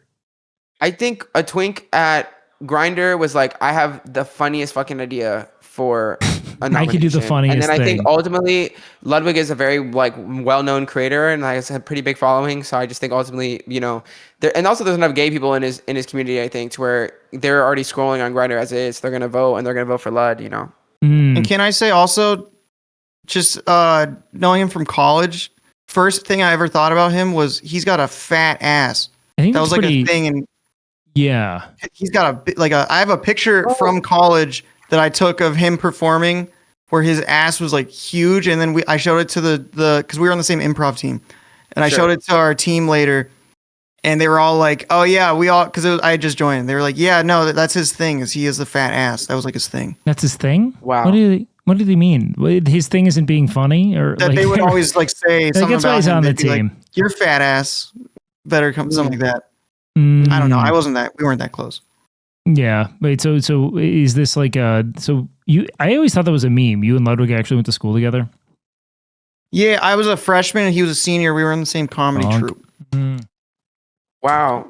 Find a picture of his fat ass. Yeah, there's no shortage. There's probably everywhere. Yeah. I would say his ass is just go on Twitch Himbos on Twitter. It's true. He's back, by the way. Huge news. I know Twitch Himbos is back. Twitch gays. It's only a Huge matter of news. time before your cock is on the timeline again, Wake. Ugh. It's gonna come back. Again? Yeah. No, one of the first things that has ever been showed to me, by the way, like when I started streaming, just to let you know, like where, like what space you hold in the industry. When I first started streaming, one of the there was a period of my streaming career where like I was just kind of being socialized to the Twitch space and had no idea what was going on, had no idea like what anyone was doing and who anyone was really for the most part. And I remember like probably like my second or god damn, why is it no, he is caked the fuck up. No, that's what I'm saying. Sorry. It's so funny watching him, and he's like in closeted clothes. What is a straight man doing with all that ass? Like no one looks more closeted than Ludwig from this angle with that hat. No, right. There's not like I'm not fucking you, dude. I've seen that photo on Grindr. God, holy shit. Why you can't stop looking at my ass because you're gay, huh? God damn. No, yeah. Sorry, I took that picture. It was in 2017. Holy shit. Cheek the fuck up. That's crazy. Yeah, crazy. Anyways, I apologize for interrupting. No, you're chilling. I actually forgot what I was saying because I have that bad of ADHD. Where was I? I also forgot. You were talking about something about getting your on the penis on Twitter. Oh yeah, one of the first things that was showed to me, like probably like stream number 2 was a photo of you like taking a mirror selfie, and it's just your whole fucking cock. Yeah, well, no, out. It's not exposed. It's not actually out. Yeah, but there was truly the only thing separating my eyes and your cock was this like these tiniest like they were sliver of fabric. Yeah. That was that was the thing that went on Twitch. Did it look good? To be debated. It's to the eye of the beholder. But the thing was that this appeared alongside Will and Hassan, and because of that, it wouldn't have gotten attention otherwise. But because they're in this, now it's something that was discussed. So for I think a lot of people, I remember the day this happened because Fear Ann talked about it, and then I woke up the next day and I was like, why do I have 3,000 new followers on Twitter? And I panicked. I was like really worried about this. Because I thought that I got into some kind of drama or controversy. But no, it was just, your dick. Just, so that exists. Honestly, truthfully, like what this really demonstrates is that, I mean, if Twitch doesn't work out, like the girls. No, if Twitch doesn't work out, I'm going offline. We're going back to school. We're changing our name, the whole 9 yards. Oh shit! No, you gotta be one of those. Yeah, I consider doing OnlyFans. I'm sure. You did? That the least surprising thing I've ever heard. Yeah, low-key fork fountain kitchen. I'm gonna be honest. You can make a boy band on OnlyFans. Well, like bring your boy. Wait, we can start one together. No, but the reason is because I was told I've been told by people that are like, yo, like you basically already post stuff that people post on OnlyFans. You can just charge people for it. You know what? Fuck it. I'll post it for the love of the game. That's true. That is something that's been lost is hoeing for the love of the game. You call yourself a twink on Twitter, and yeah, that is shit that people be calling it. Like that's what should be people be posting on OnlyFans. I just went to Coachella. I just went to Coachella. I was hosting a dating show there, and it was sponsored by Bulldog, this ramen company. So they normally Nectar would pick like the people that go. They were more involved this company, so they picked a lot of influencers. And one of the guys there was an OnlyFans guy. Sure. And I asked him what he did, and he said, "I just like jack off and shit." Oh, wow! And he's a straight OnlyFans guy. He just jacks off. Wait, which one of those contestants? He's a millionaire, you said, or yeah, he's a millionaire. Wait, which of the? Because I watched that whole show. Who was the OnlyFans guy? He had like a cowboy vibe to him. Oh, that guy. Okay, yeah. One of my gay mods was very familiar with him, so now that makes more sense. Blah, why are you jerking off for free, bro? True. Bro, why are you jerking off for free? Yeah, we have infrastructure now. You don't have to. You don't have to give it all away. You know. I just don't know. Fuck, I don't know. Maybe I should. We're just like this. The rest of this stream just becomes us convincing Vlad to do an OnlyFans. I don't. What like, a group of people. I'm not entirely opposed to it. I mean, it's probably because. And I feel like it's really like conceited. Like, oh, maybe I should. But no, it's literally just because my fucking Instagram. I literally on my Instagram DMs. Anytime I like, you're a hot dude. You can just it's okay. Yeah, you're safe. You know. Yeah, that also happens to me as well. Yeah, it happens to girls men aren't all into the me, time. That's actually true though. Girls aren't into me. That one is true. But guys are. So whatever. Well, to be fair though, I think it's the vibe. I don't think it's the look. I think maybe the look is the vibe. I don't know, but I do think that you are well curated to the male gaze. GAZE. Yeah. No. But like, I'll like ask like random questions. I'll ask like a fucking random question on my Instagram, and in the replies will be like, "Hey, unrelated, OnlyFans soon." Like, hey, and I'm like, "Fuck, I could." Every time it doesn't bother me, by the way. Every time I see it, I'm like, "Fuck, I could." It's there for you if you want it. I think if anything, it goes to show that men are so willing to pay to see people naked, you know, because like women are they're like blasting their clit with a vibrator to like fantasies of a Minotaur person who owns a cigarette company who is flying them to, you know, the French Polynesia. Like it's like not even. It's not even a grounded human story, and that's what, you know, like it's just men can't compete with that. It's not you can't create an image that's going to supersede the mind palace they've constructed, you know. I do think, however, if men really wanted, if you really were like, I want to like create media that's sexual, but I don't feel comfortable with men jerking off to it, which, by the way, good luck, bud. Okay, that's men like porn. You should do audio porn. You should talk, because women will pay for that. That's what I've learned. But they also pay for gay porn too.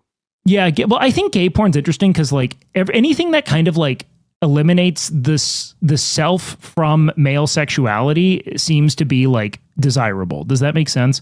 Like male sexuality as it interfaces with women can, I think, be like presented in a way that feels like threatening or like at the very least sort of like uncompelling, you know. But like between men, now no longer do you have to consider your like position. I think it's why a lot of like young men start jerking off their straight to lesbian porn. I think it's like I don't have to consider my position in this dynamic. I just get to watch girls be hot, you know. I mean, listen, and people in the chat were like, I just quickly looked to like see the numbers on, and again, I'm not trying to say that women can't enjoy porn too. I'm just saying they tend to not enjoy porn as much. Like I'm just like literally looking at like I do. Yeah, not as much as Nut does. Nobody likes it like I do. Yeah, Nut loves to Nut. No, I mean, honestly, I'm by far the most vanilla guy here. I think you could probably tell by my general vibe. Yeah, women are. You guys are talking about group shit. I was like, I didn't even know this. You could do group projects. Is there like a queue? Hold on. Is it like league? Is there a queue I can enter? Like women are like less than. But it's like they're less than 10% of the spending on OnlyFans. Oh, that's yeah. Like 90%. It's 90% of the spending is guys.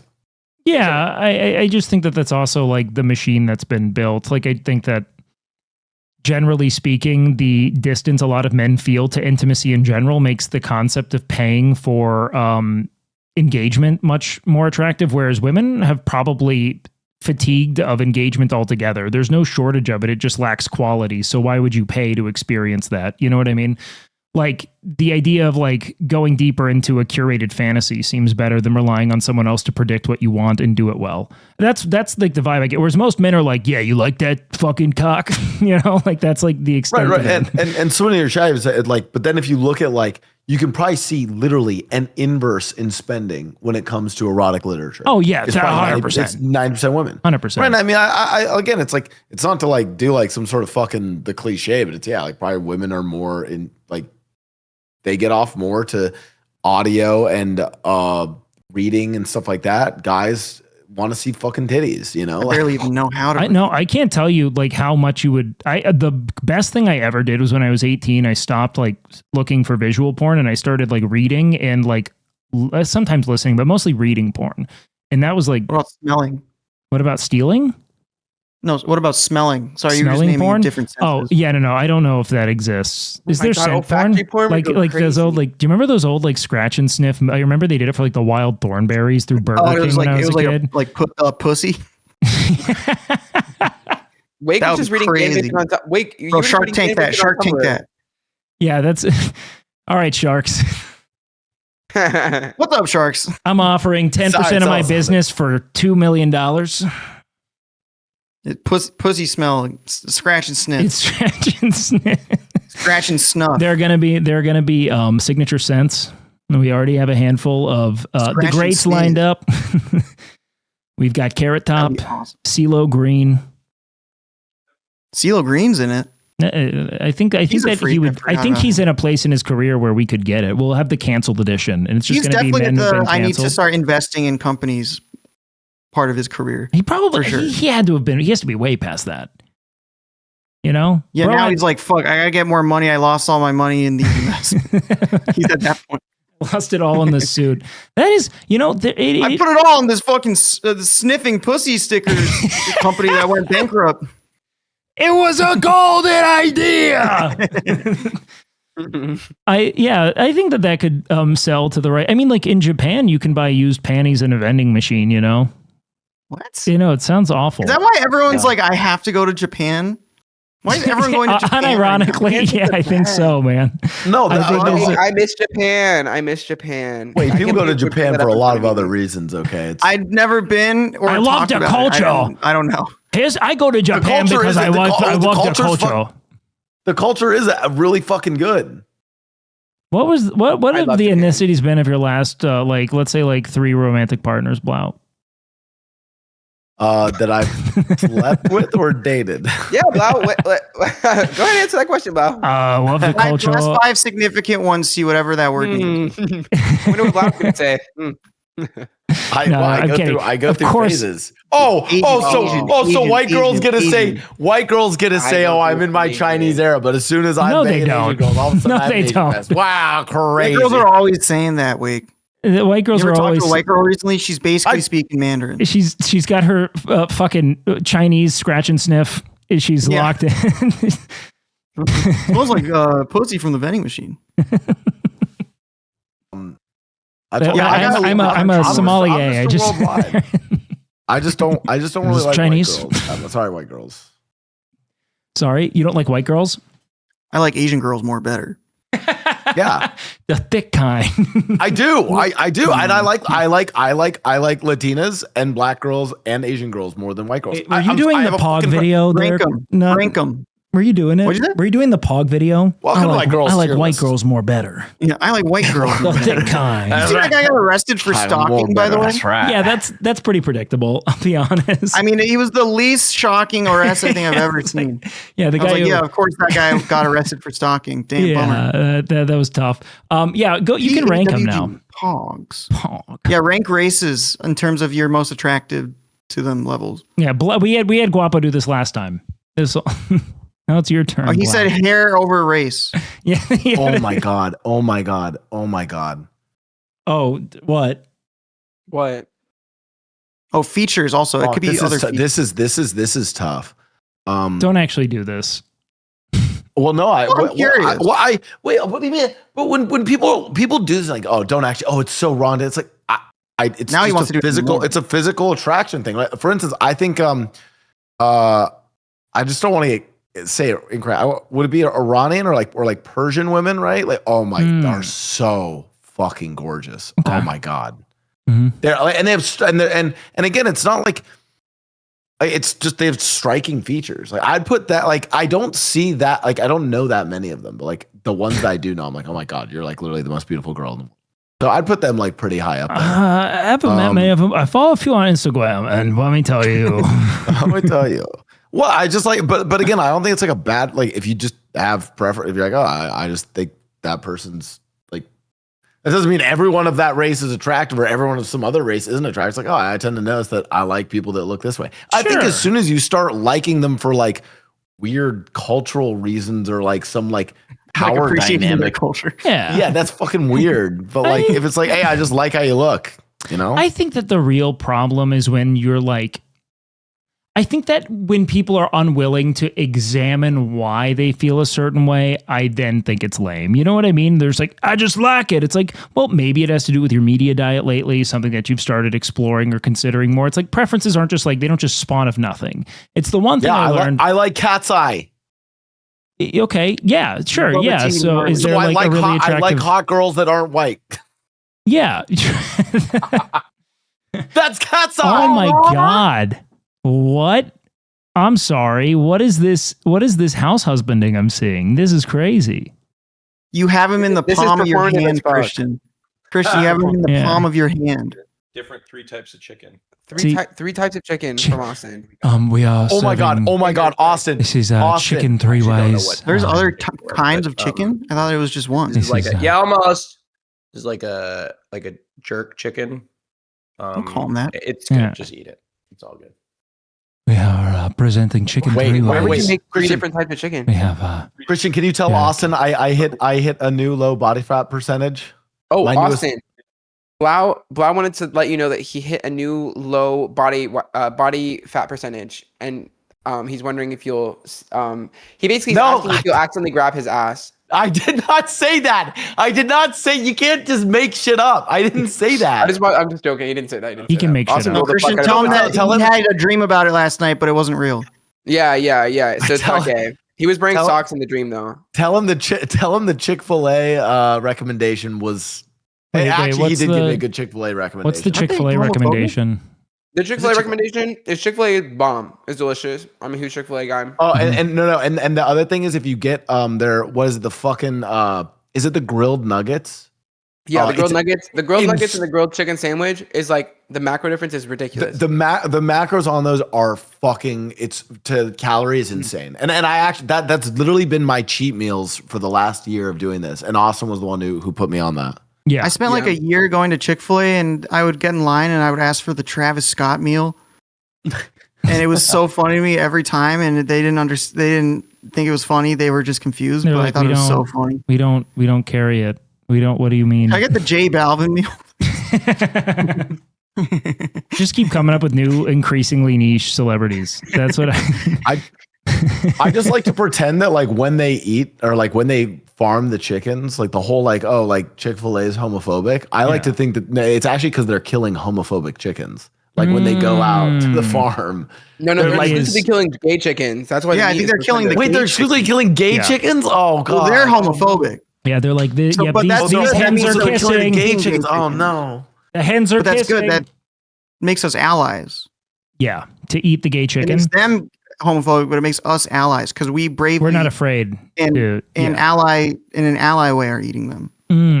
Because to be like, I'm not eating that, it's gay, is like that's weirder, I think. And then I'm walking to the front of the line with the fist like this, and I go, I'll take the Travis Scott. I'll get the Travis Scott, please. Extra gay.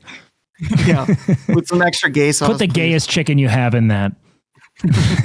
Someone said that Austin ordered all this food. I'm sorry, I just wanted to share that Austin actually made all this food. He cooked this. Well, and by him, I mean his ex-boyfriend. But we're in our cooking era, and I just wanted to share. I wanted to dispel rumors. That's so confusing.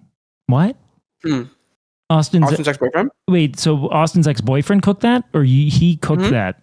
Okay. He cooked it. We're all friends. Oh yeah, well I know that. I just didn't understand I didn't know that, like, because you led with he cooked that.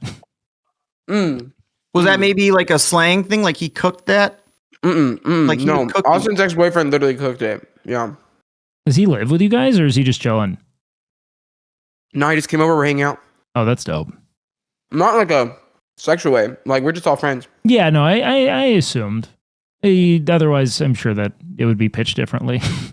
Yeah. But yeah, we went to the Gaga concert with him. I love him. He's so much fun. I feel like straight people complicate shit. I really do. Like, I don't know. Sometimes I'll hear like I'll be straight honest. people I know complain about relationship shit.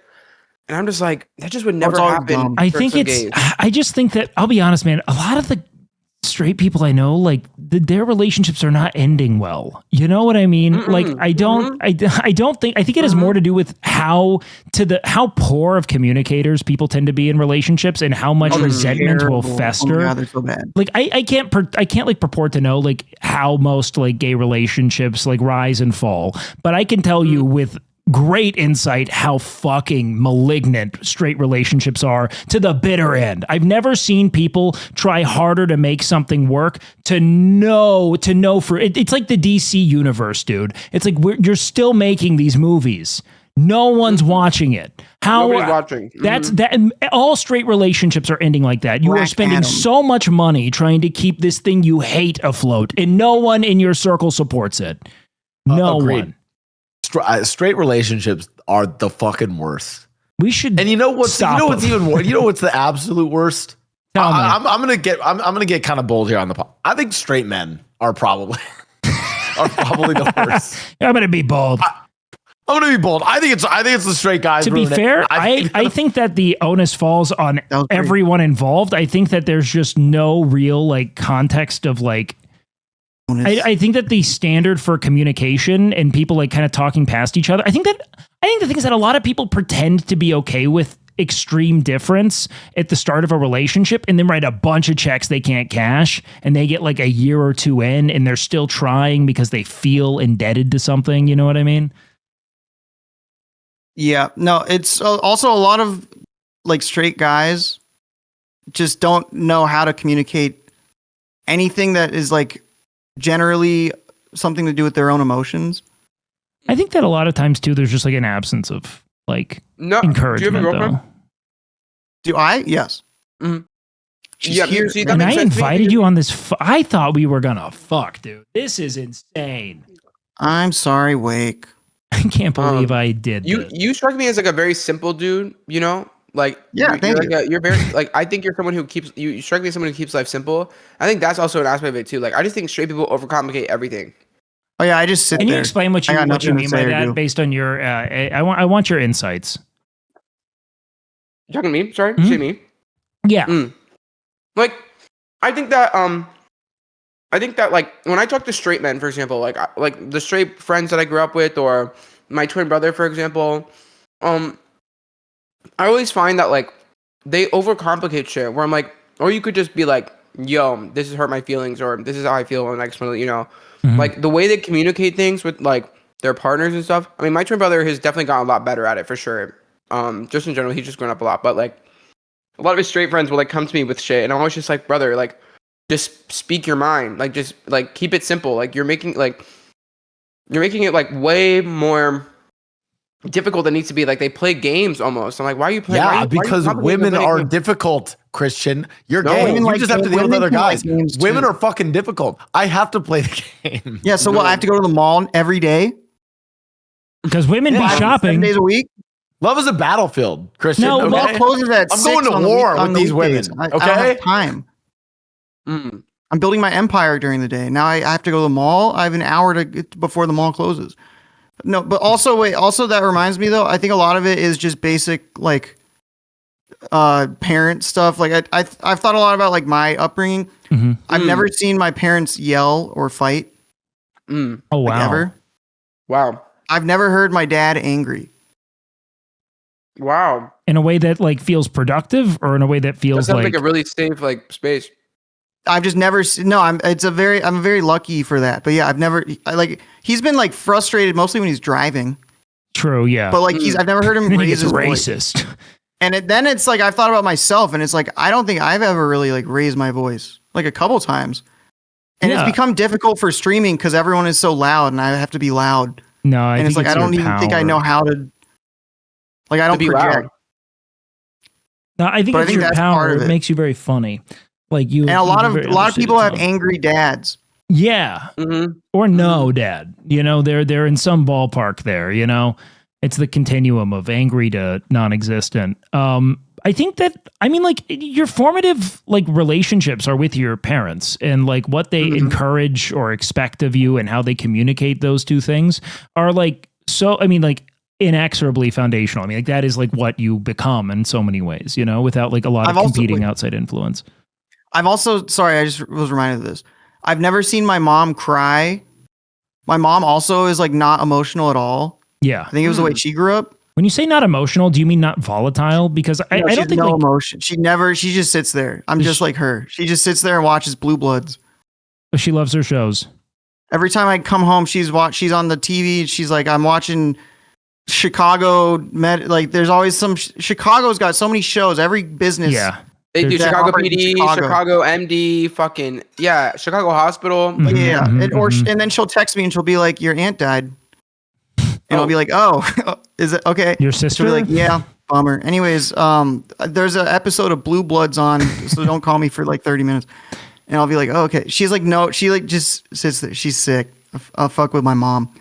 That sounds quite nice. Damn. Actually, wait, I have seen her cry once she got stung by a scorpion. But that was about it. And then it is permissible. Did she allow you to cry? Like, did you cry growing up? Yeah, no, I obviously I did. I just mean like as I grew up, and it's like my dad's the more emotional one. He'll go like, and he's like a bit like quirky. But my mom just like sits there.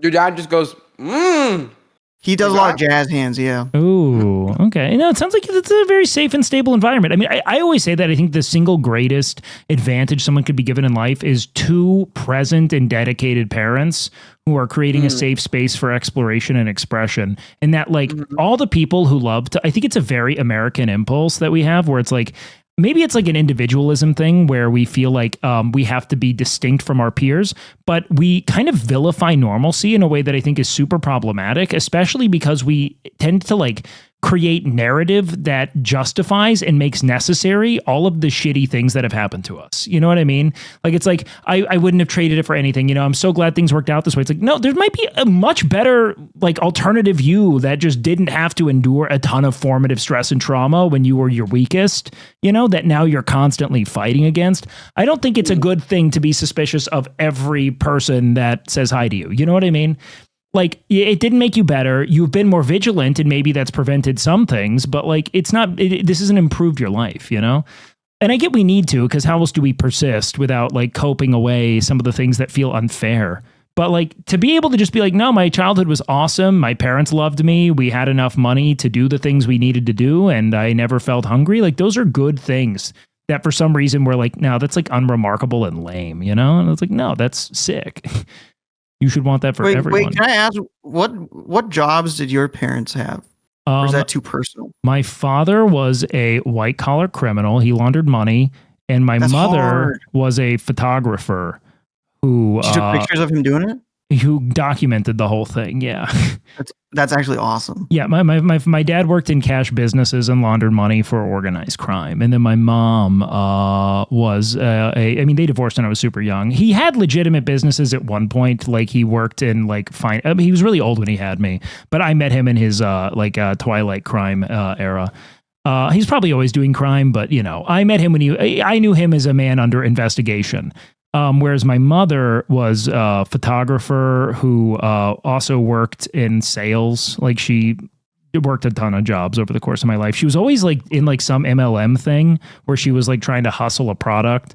Like a pyramid scheme? Huh? Like those like pyramid schemes, like Mary Kay, or whatever. Kind of, but like she was doing like weird shit. Like, there was one like it was like a wellness drink that was in a shot of superfoods, and she would like make. And I think she knew that it was bullshit, but like, you know, like she was like a struggling single mother who was like, both of my parents died with like hundreds of thousands of dollars in debt, like so much debt. Oh shit. And my mom was always, I think, being like, maybe this will work. You know what I mean? Just like this might be the thing that keeps us going. So that was kind of like that's what they were doing. What about y'all's parents? Tough. You don't typically want to start with me when it comes to parenting. Do you inherit that debt? No. You asking me like financial questions? Like no. I was Thankfully, no. No. There are some like sketchy shit that sometimes parents they can try to do that, kids, but no, yeah. They just died when they're dead. So fucked up. They died of illness, so they kind of prepared to ensure I didn't inherit their debt. Like they consulted people that ensured that didn't happen, thankfully. Otherwise, that would have been fucked, but no. They did, however, have like anything that could have been inherited got seized, however. That did happen. But other than that, you know. Like my dad had a will that just wasn't executed, essentially. Oh, TGT. Yeah. Yeah, my mom works in nursing and my like health administration now, and then my dad is an aerospace engineer. Damn. Yeah, but like my dad doesn't really do like the engineering aspects as much anymore. It's just like selling parts and like knowing how to fix a plane when it like breaks down last minute at an airport. Wait, what'd you say your mother did? But we didn't have aerospace money. There's a difference. What'd you say? Sorry? What'd you say your mother did again? I spaced out. She like was a registered nurse and like worked as a nurse for a long time, and now she kind of works in like health administration. Oh yeah. What about you, Nat? What'd your parents do? Oh, my mom was. She worked for the NLRB, who they represented like labor unions. That's based, okay. Yeah, that's legendary. And my dad was a local news reporter. That's sick. Wait, what an interesting. So your dad was like micro famous. Everyone was like in the city. Yes, actually, yeah. I went to school with someone whose dad was the local news. He would. I would come home every day, and then he was on at 5. And I would turn on the TV, and he was talking about like someone got murdered or something. But do you do a good impression of your dad? Did he have like a solid? Was he all down? No, but here? People say when I was younger when he was younger that he looked like me. He had like similar hairstyle. But there's like a ton of clips. I mean, he was on the news, so there's like a ton of clips of him. He won an Emmy award. Your dad won an Emmy? He went undercover for a year for working at a company that was like doing some shady shit. It might have been your dad's company. I'm not 100% sure. It could have been. And then he like dyed his hair black and slicked it back, and then like had a hidden camera in his briefcase and like a pen, and worked there for like a year and exposed their company or whatever. And then he went there like dressed as himself with like a camera crew and like ambushed them. And then he got like death threats. And then I think we had to like hide. Or this might have been before I was born. I don't remember. Cool as fuck. I think it was. Damn. But then also my mom's company, there was a disgruntled employee. This was kind of cool. Who came in after being fired with a gun and then held them at gunpoint for like 8 hours. And then my mom called my dad and said, I'm going to be late. We're being held up at gunpoint. And then my dad got the scoop. So he broke the story. And then all the other local news people were like, how the hell is Steve getting all these like insider tips? And it was because he was, this is kind of gross. He was banging the lady who had the gun pointed at her, who was my mom. I could have just said they're married. I don't know why. You said, damn it, his wife was the one. Yeah, that was a long way to get to that. Yeah, he was having ravenous sex with my mom. Like, what? I thought also for a moment there, I was like, wait, your dad was cheating? Like, I just had a total laugh. So I was like, what the fuck? No, that would have been crazy. And he was like, baby, I have to. We got to put them on. We got to put them in behind bars. If you found out that, I guess it's different if your parents were together, but if you found out that hypothetically one of your parents was cheating. Oh, yeah. No, I mean, that's all my dad did. That's my dad's thing. Well, like in this hypothetical where he's not, would you be like, Mom, I bravely am telling you something? For sure. I tell my mom 1,000%. I would snitch on my dad. I wouldn't snitch on my mom. I think it depends on the age, you know? Like, I think when I was younger, I'd probably have been like, my dad could have been like, men don't do that. And I would have been like, yeah, because I'm 9. You know what I mean? But I think like, if I was it's hard. I didn't even know my dad when I was a teenager, really. So it's kind of like a weird, like, I think I would, you know? I also don't know, because now I'm like very like, because I was raised by my mother, I'm like, I bias her. But I wanted to be my dad when I was a kid, like a lot of kids do. Yeah. Well, what did your If parents do? if my mom killed someone, I would I'd hide the body. I'd help her. Yeah. Wait, what did your parents do, Blau? I don't know if you mentioned it ever. If you don't feel like you have to. Both, they're retired now. Both my parents are criminal defense attorneys. Ooh, okay, good Damn. lawyers. My wife, mom actually ran the law firm that my dad worked for. Ooh, Damn. she slept with an employee? HR That's violation. crazy. That My dad boss also ran the company that my mom worked for. And yeah, my mom specialized in like high felonious cases, like murder, arson, drug trafficking, she was rape, like, no, they sexual didn't. assault, burglary, fucking insane, crazy shit. Oh, so you Do you know how to get out of it? What was that? Do you know like now, like kind of how to get out of it? Or has Like, if this you kill has it someone, prepared if you you- at all I in don't the think hypothetical? that's quite. It's not typically a lot of getting away There's with a it. common misconception of like what it means to have like an attorney represent. It's not like to Yes. get out of it. Mm. I'll It's explain this in a through very reasonable brief doubt. in a very brief way. It's basically because the state. I'm gonna start sounding like fucking Wake here in a second, sounding like a You just like, like a mother. fucking dumb nerd. because the state basically has a monopoly on using violence and authority on people. We have then demanded as a liberal society that they. I hate having to talk. Yeah, like this You is- kill me. So my true self. No, we'll suppress it. Where's the so we clit? as a It's not society real. Basically, granted them that power, but we as a liberal society then demand a really high degree of scrutiny for them to exercise that power. Hence the beyond a reasonable doubt. And so what that requires that when it's the state then that prosecutes someone, and a lot of it's not about trying to get someone out of a crime. It's literally making sure that the state does its due diligence to prove that crime. To prove You gotta earn it. It's like the prosecution has to earn that shit. So Because also, as we've seen with the like sort of like acceleration of certain like let's say like technology like DNA evidence testing and things of that nature, you've seen a lot of people be wrongfully convicted of and imprisoned for crimes they never committed. It's not as if the state is above abortions of justice in that regard, right? Yeah, and a really common, like, this is the other thing that people don't realize. Like, so I'll give a great example. Like, my mom represented someone in court who fucking murdered someone. It wasn't a question. Like, the guy drove over to this guy's house and just fucking shot him dead. Just drove over, bam, shot him fucking dead, and then turned himself in and said, "Yeah, I fucking did it."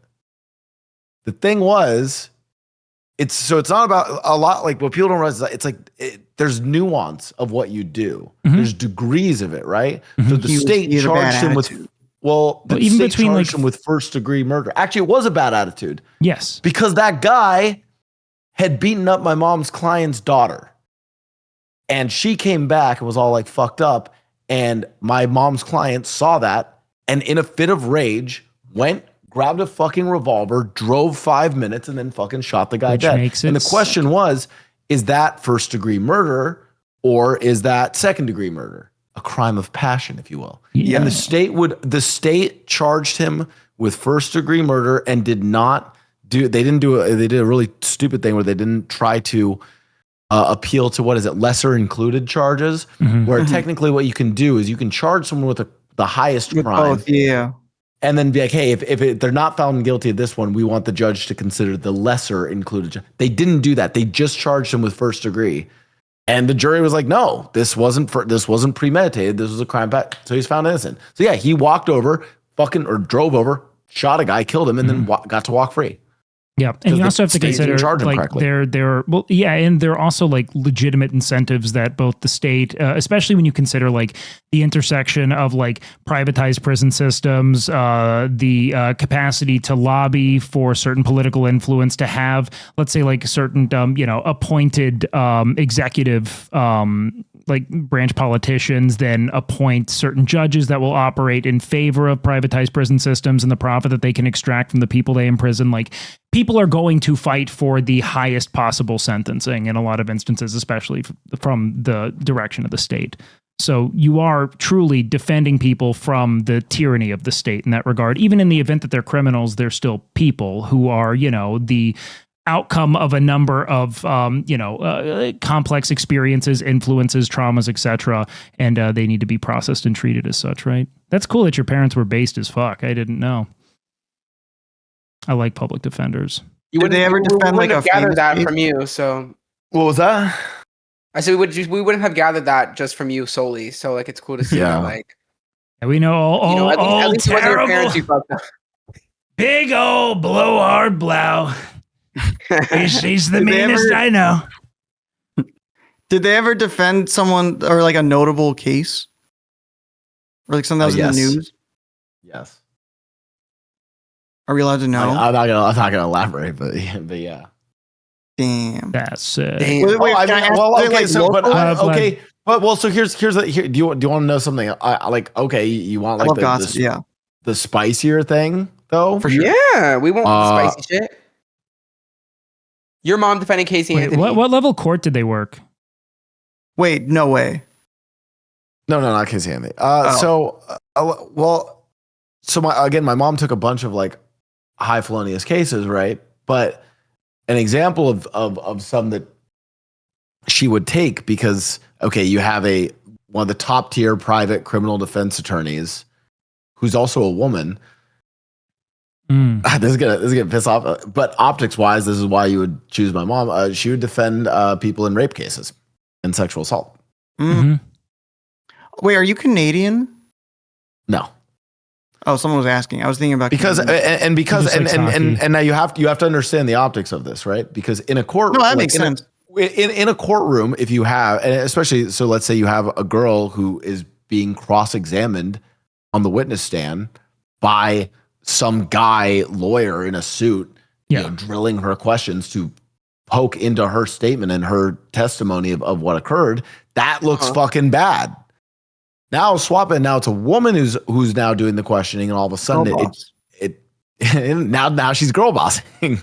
There are a lot of really interesting. So I have a friend of mine who is an aspiring defense attorney, and we got into kind of like, I wouldn't call it a debate, but like a conversation about the concept of representing people that you identify as being perhaps guilty, perhaps almost like, irredeemable on some level, something that society would dub that. And there's a book called Just Mercy that I started reading at their behest that has a lot of really interesting perspectives on the concept of like identifying humanity in those that you would otherwise see as being devoid of it, that it's nestled somewhere beneath the rubble no matter what.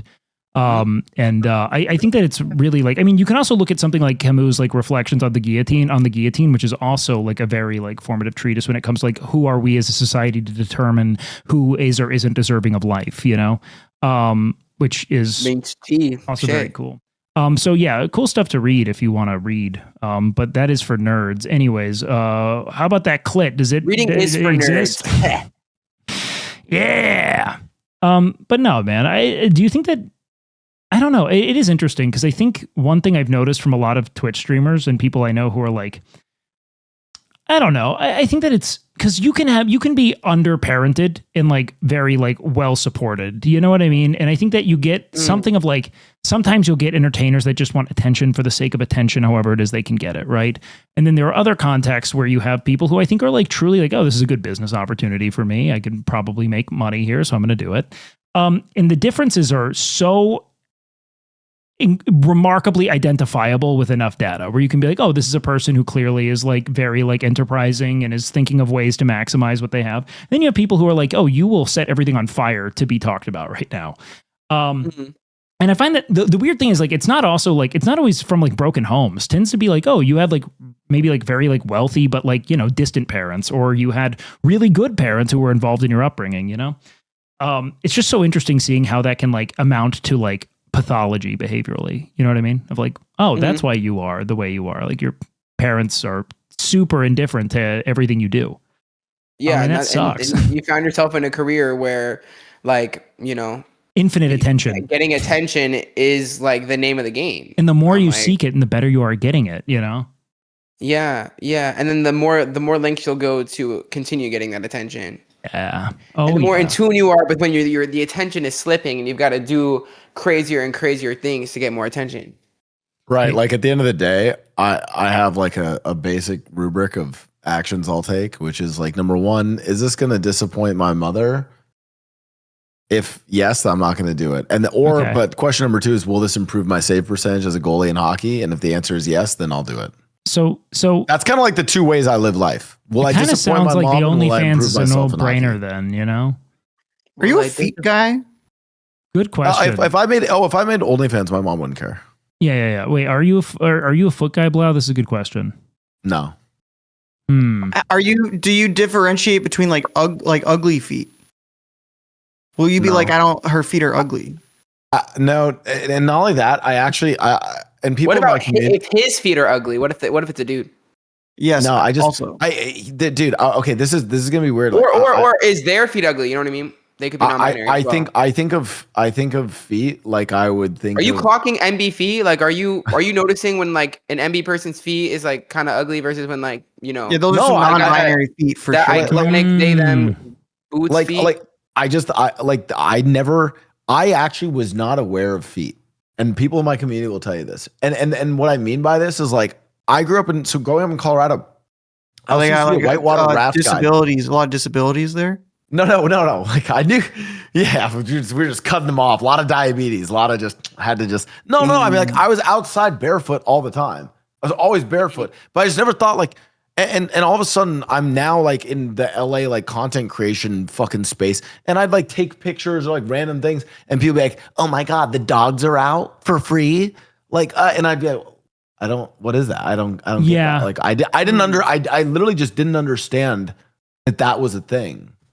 You know what I find so interesting is that foot people ruined what should have been infinite and totally uninhibited access to feet for eternity because they just couldn't stop asking and talking about it, you know? Yeah, if foot fetish people had never made, like now I'm like self-conscious when I take photos. I'm like, oh fuck, like I guess my feet are in it. That's I guess I have to.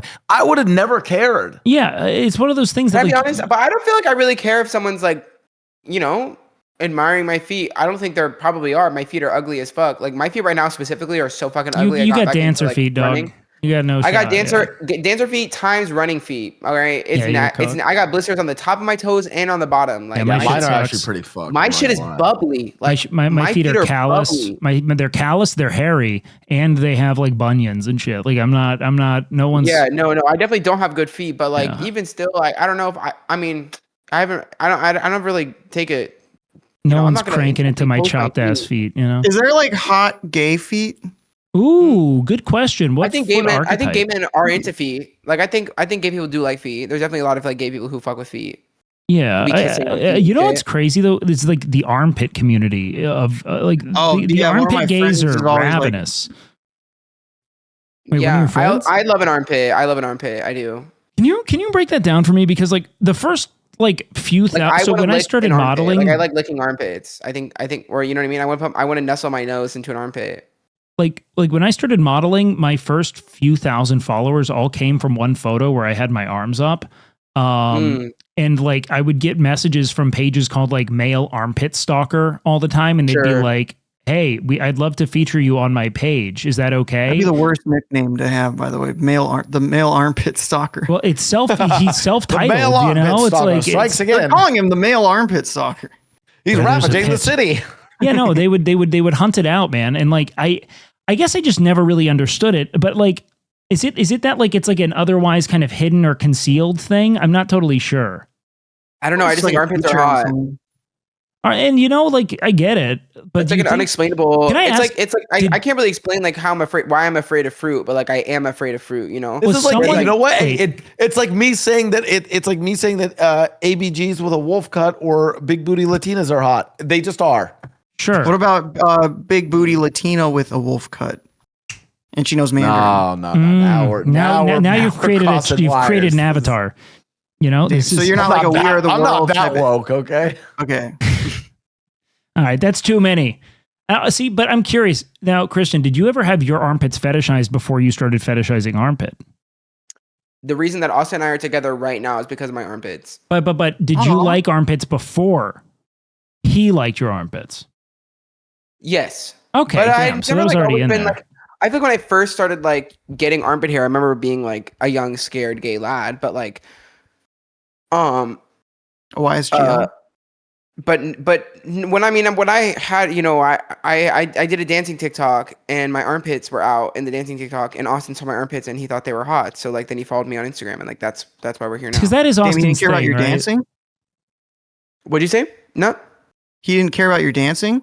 No, he cared about the dancing for sure, but like, you know, the armpits also definitely help. What was the dancing? It was a Polar Express TikTok dance.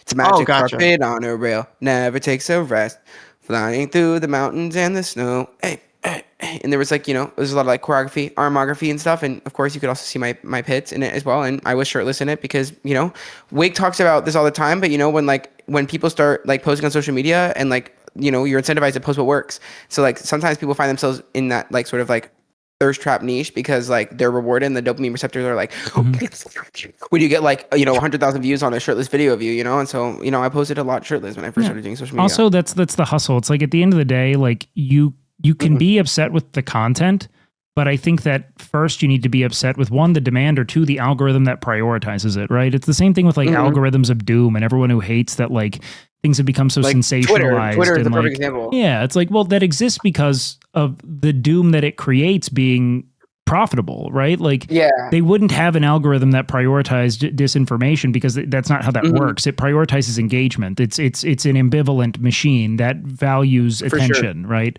Which a lot of us become because attention is a vehicle for personal wealth as well as, you know, a number of things. So it kind of all sucks, you know, in that way. But we can use it for good. Yeah, no, when you figure out how to weaponize the algorithm to do good things and bring attention to good things, then you've really, you know, you hit the jackpot.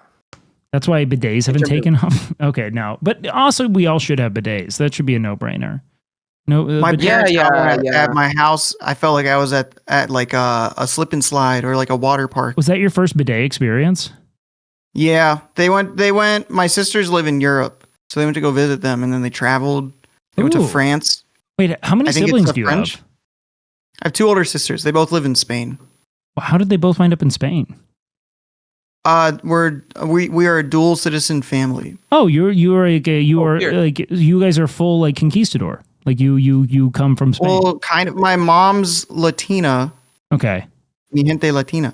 And her ancestors are Spanish, but they moved to what is now rural New Mexico. Oh. And they mixed with like the native people there. They're called Puebloan. Puebloan. So it's very, very Mexican culture. Curious. Okay, they love wait. the Doyers, etc.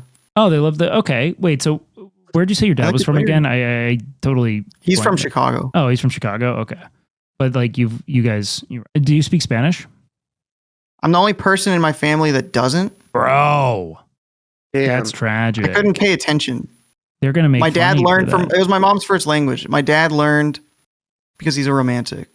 And my sisters learned because my mom taught all of us, and I didn't learn because I'm not good at learning or listening. Good at business ideas, though. The scratch and sniff card was pretty money, you know. Well, I feel like that was a collaborative thing. That's true. That's why we're a good team. We'll push like sometimes we'll chop it up type shit, and then magic happens. It's on the other side of just one little group think, you know. That's how it feels. I don't know. I have another Shark Tank idea, by the way. Yeah, one cigarette. Okay, it's one. And cigarette. I know you're saying Lucy's is a thing, but that's illegal. I mean, like legal one cigarette. Sometimes you're out, and I would love like one. I would even buy like 3 of them, but a whole pack. Single wrapped cigarettes. Oh my God! Yes. Thank you. I'm so down for this. So for but you, big it's tobacco, like limiting. Those fat cats at City Hall won't let it happen. Yeah, but I feel like. I wish I smelled like a cigarette in like one of those like joint containers, you know, where you can just like buy a single joint and like, in that tube. Awesome. Yeah. That would actually fuck. That would fuck. Thank you. That's my Shark Tank. Hear me idea. out. Super tobacco. We make it more potent. Okay, we get the fucking nerds that found a way to make marijuana impossible to smoke without getting so high you pass out, and we put them onto the tobacco leaf.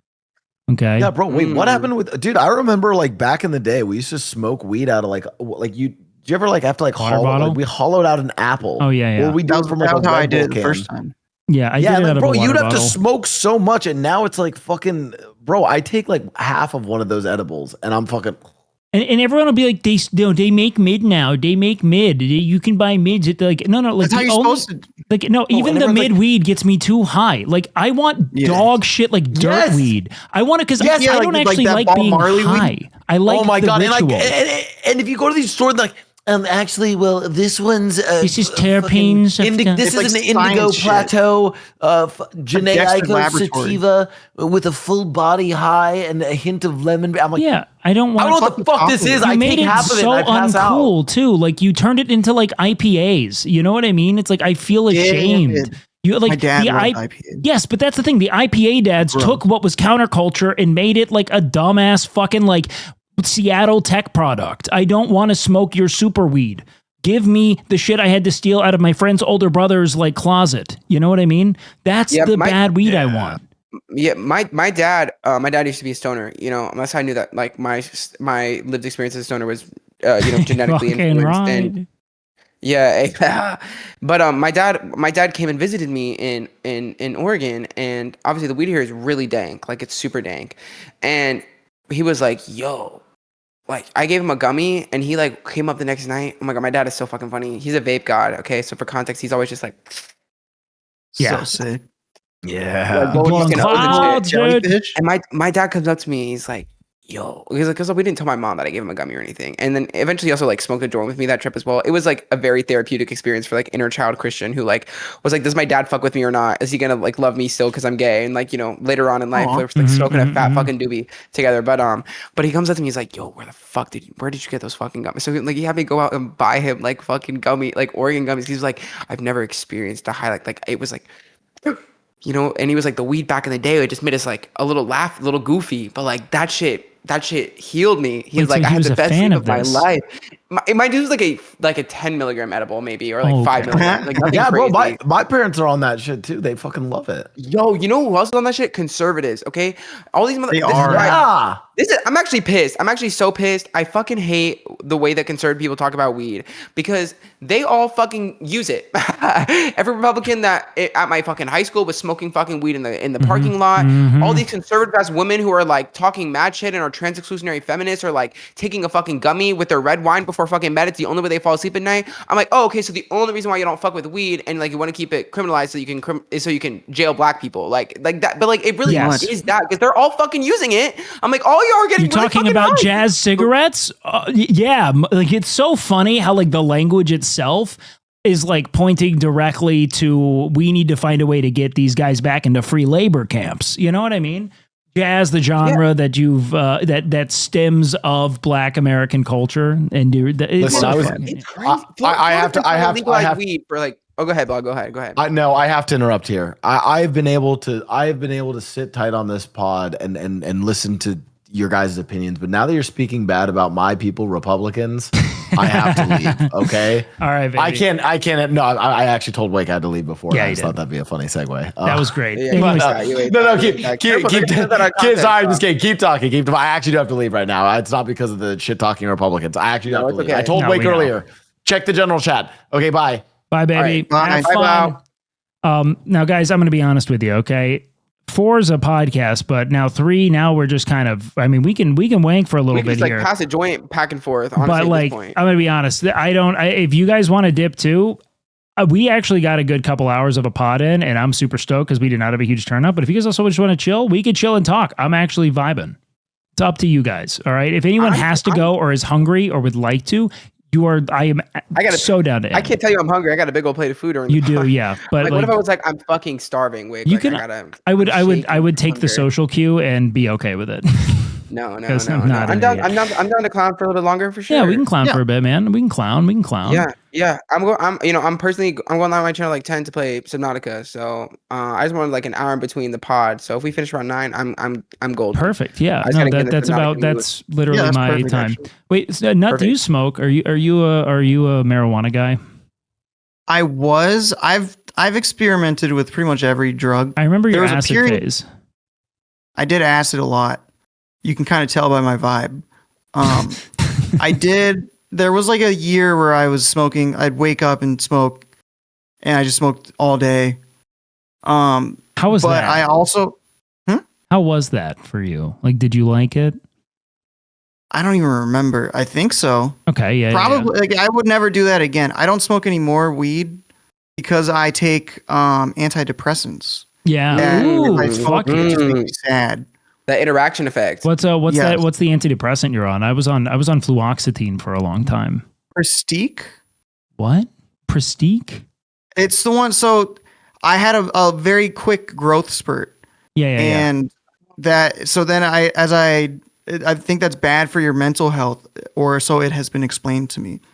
And so they put me on these medicines that didn't work. And then I got on that one, and then I joined the Reddit for it. And they said it's very strong. And I've been on it for like 10 years, and it's apparently takes like years to get off of. Oh, wow. Okay, yeah. So you're like, But it's that's not. people that were on it for like a year said like, it's been a year and I'm still dizzy. I wake up dizzy every day. You So do? that's probably going to be bad for if I ever try to get off of it. That's another reason why if I was like in a plane crash, I woke up on an island, I would just kill myself.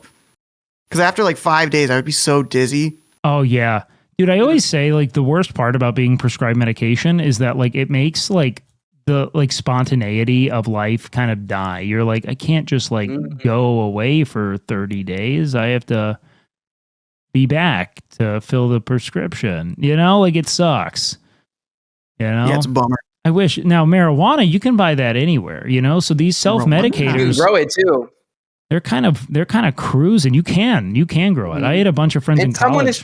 someone's checking a joint or some shit, or like, seeds into their fucking carry Oh, on. you can do that. I've done that several times. Yeah, so I'm like, if I got on a plane I brought crash, like I acid could and find the mushroom weed that I on a plane. needed to like grow it on the island, Oh, I'm yeah. never worried that I'm gonna go without weed for too long. I just gotta probably eventually grow it at some point. But Also, I was thinking about how it's like the legality of it, which I do think ultimately is for the best.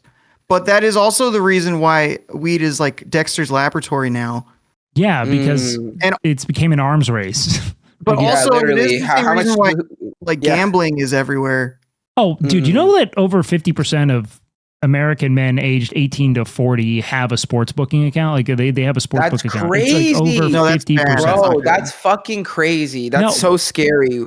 I mean, I've said it again. It's like it's just like the addiction it's the new source of dopamine that took the place of going out and drinking and trying to have sex. You know, now people are kind of like inside bone mashing, maximizing their youth, Waking. maximizing their beauty, and getting their dopamine from betting on like AAA baseball games. You know? So I ask, Wake, how do you feel about people who accept gambling sponsorships? Oh, I mean, like I was gonna Oh, go ahead.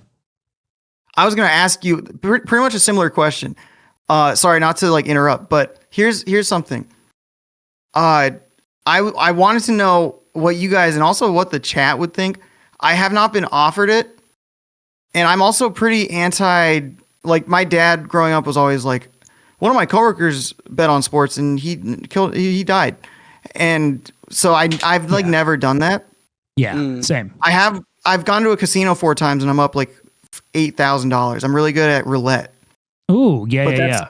That's separate. But I do think pretty soon I might be offered one of those deals. And the like part of me is like, I don't want to support that because I do have morals, but I also don't have a lot of money. So I'm like, I really hope they don't approach me because they might say a number that I start to feel bad about myself for declining.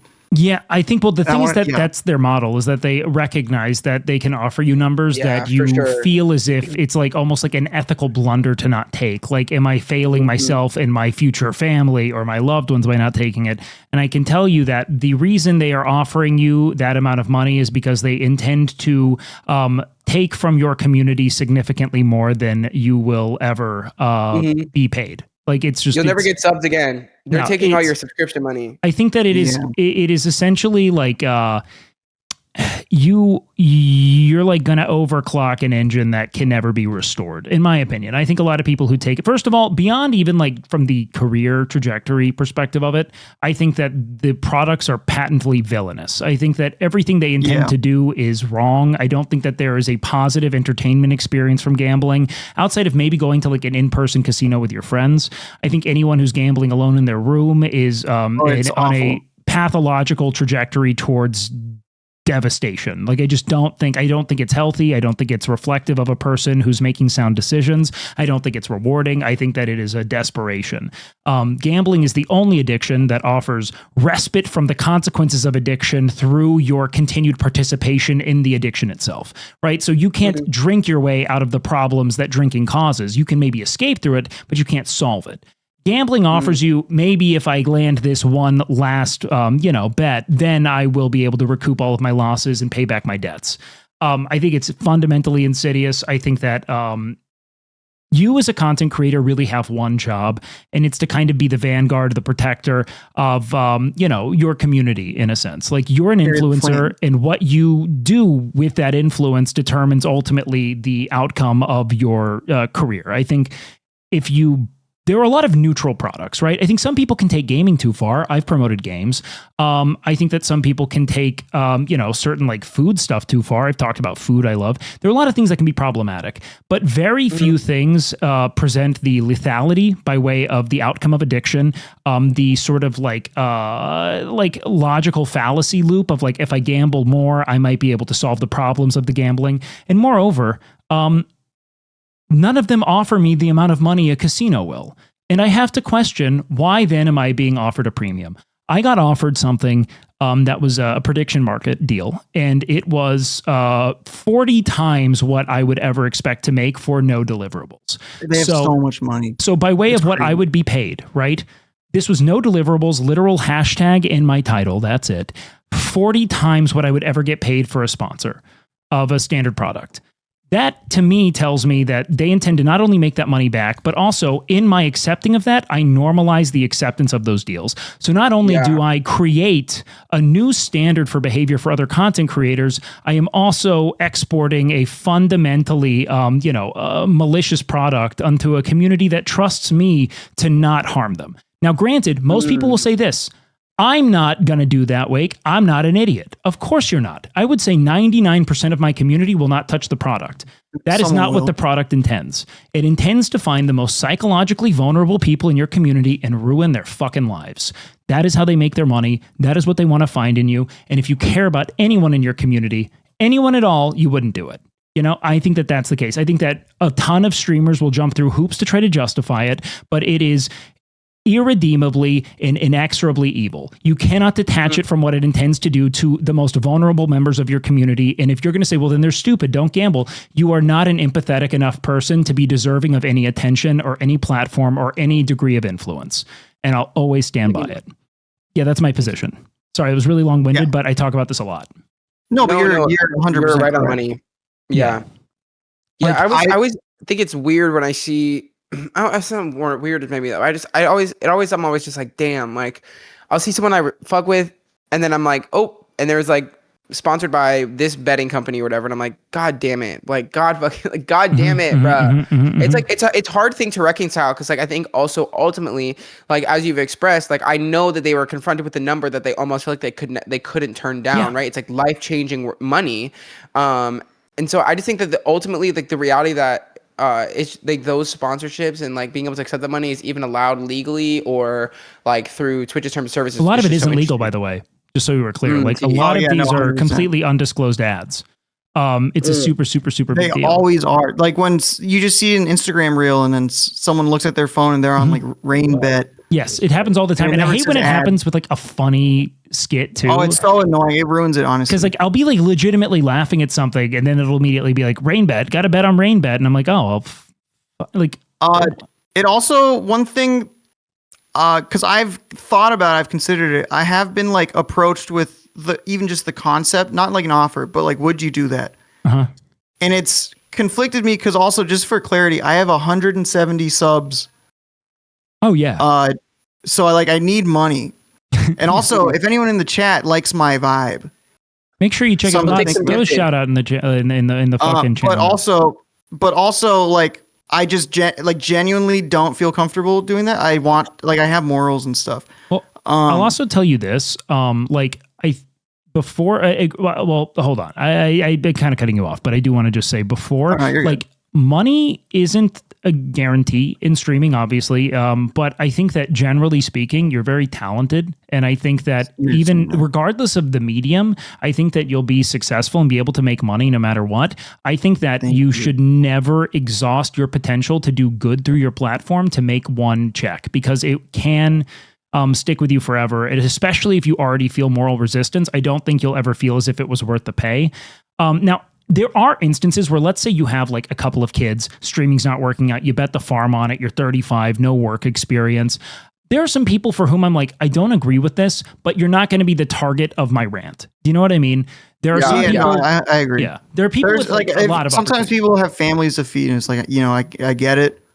I don't agree, but I understand where you're coming from. Like, I still think what you're doing is awful, but you're deciding that the people that watch you are less important than your family. And maybe on some level, there are a lot of people who do that. But if you have the ability to pivot, if you're young, if you have other avenues for success still, I just don't think it's worth it. I would never encourage anyone to do it, but I think like, dude, you got like so much like time and ability. It really isn't cash out time for you. And if it was, I'd still say fuck off. But when I first met you, I thought you were like one of the biggest streamers in the room. Like I never like like I didn't know, like just by like vibes and just like ability to like be funny and like your talent, like bro, streaming's not like, a meritocracy.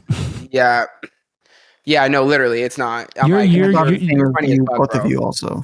It also goes as far as to say, that's like you're very recognizable because you are seen by many, many people. Like you're very present online. So yeah, but that's like, it's the worst level of fame where it's like, I don't have equity in the videos that I'm being seen in. yeah, of course. But the thing is that you're Then developing. also, if I get a job, it's like I could get a job. I'm good now, like right now. But yeah, dog. if I had to get a job, I would just be embarrassed because I do get recognized a lot. Can I tell you something?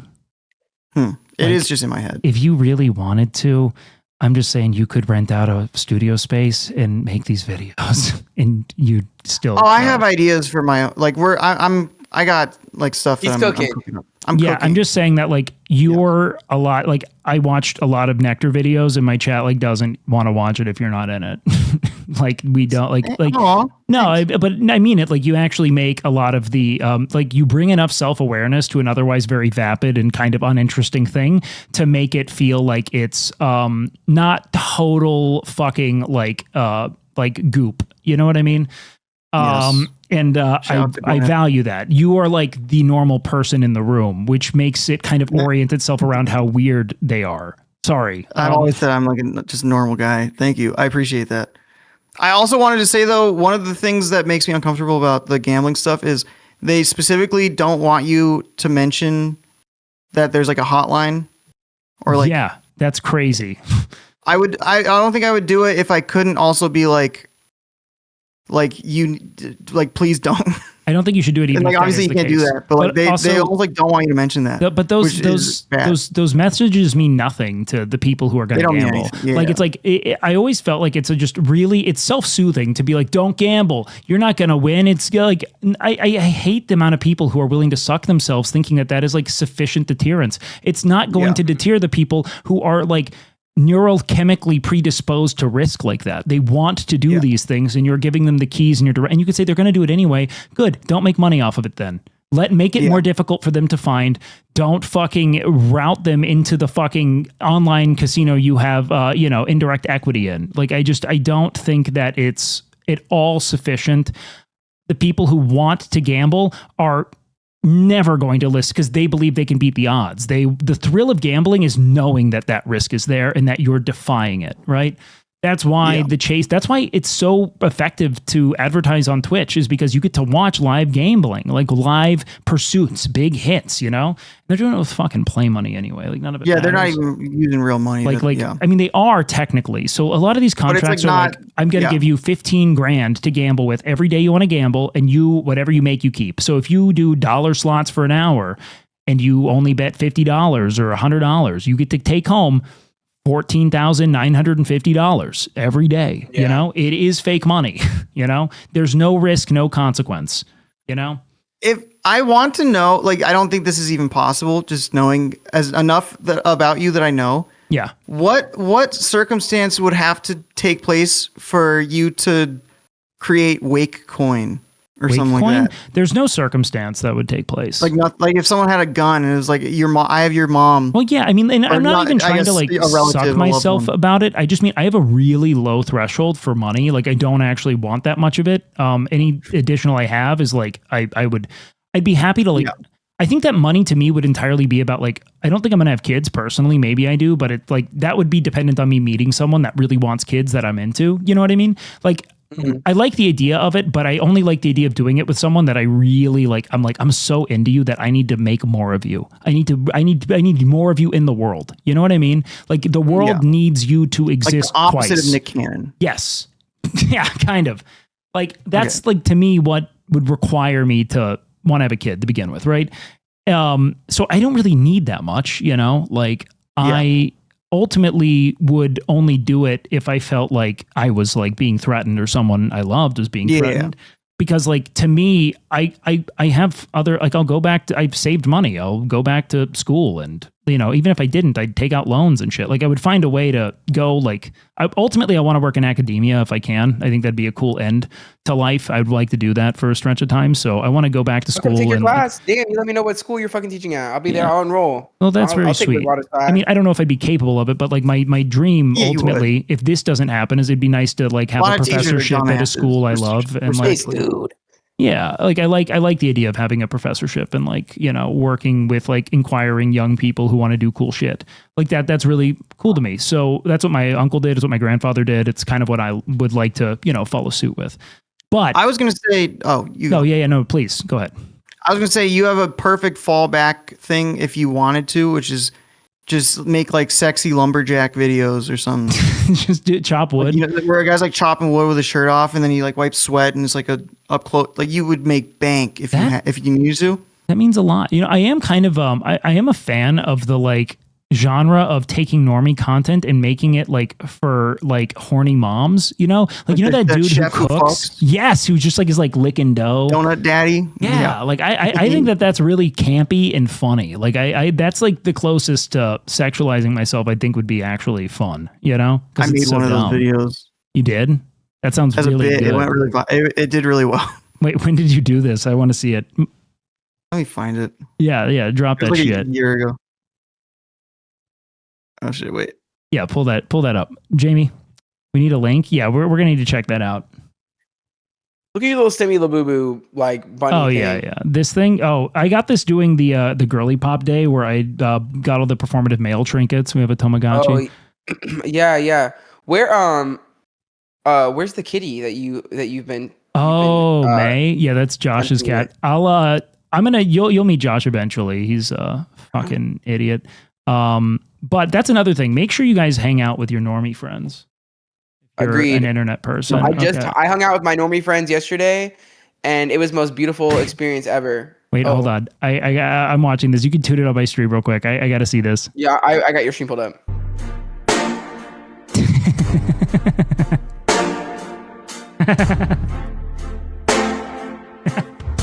I love how poorly this is filmed because it betrays. It shows how dumb it is. I see nobody but you. I'm never confused. Also, the song "Earned It" by The Weeknd is playing in the background. Oh yeah. Paint the picture. Also, the cake started melting like in the middle. Oh yeah, you didn't let it. Cool. I love I didn't the have a lot of feeble. time. It was all happening so fast. Oh yeah. It's funny showing exactly how goofy it looks the second you take away the like really nice camera. You know. Oh yeah, no, they're doing a whole production over there. Yeah, at no, it's Daddy actually Studios. that's the most impressive part of it. By the way, is how well they execute that element. You know what I mean? Like it's like actually. No, kind yeah, of he's a real cinematic. filmmaker for sure. Yeah, like the people are too willing to clown on it, but like hey, the lighting, the lighting is good. Like I went to film school. This checks all the boxes. It's pretty. If you presented that to a class, you'd get an A. It's good. I mean, you'd get an A no matter what because it's not real school. But Everyone would be horny too. They'd be that's horny. yo class. You horny? Yeah. Then you take a survey. Computer.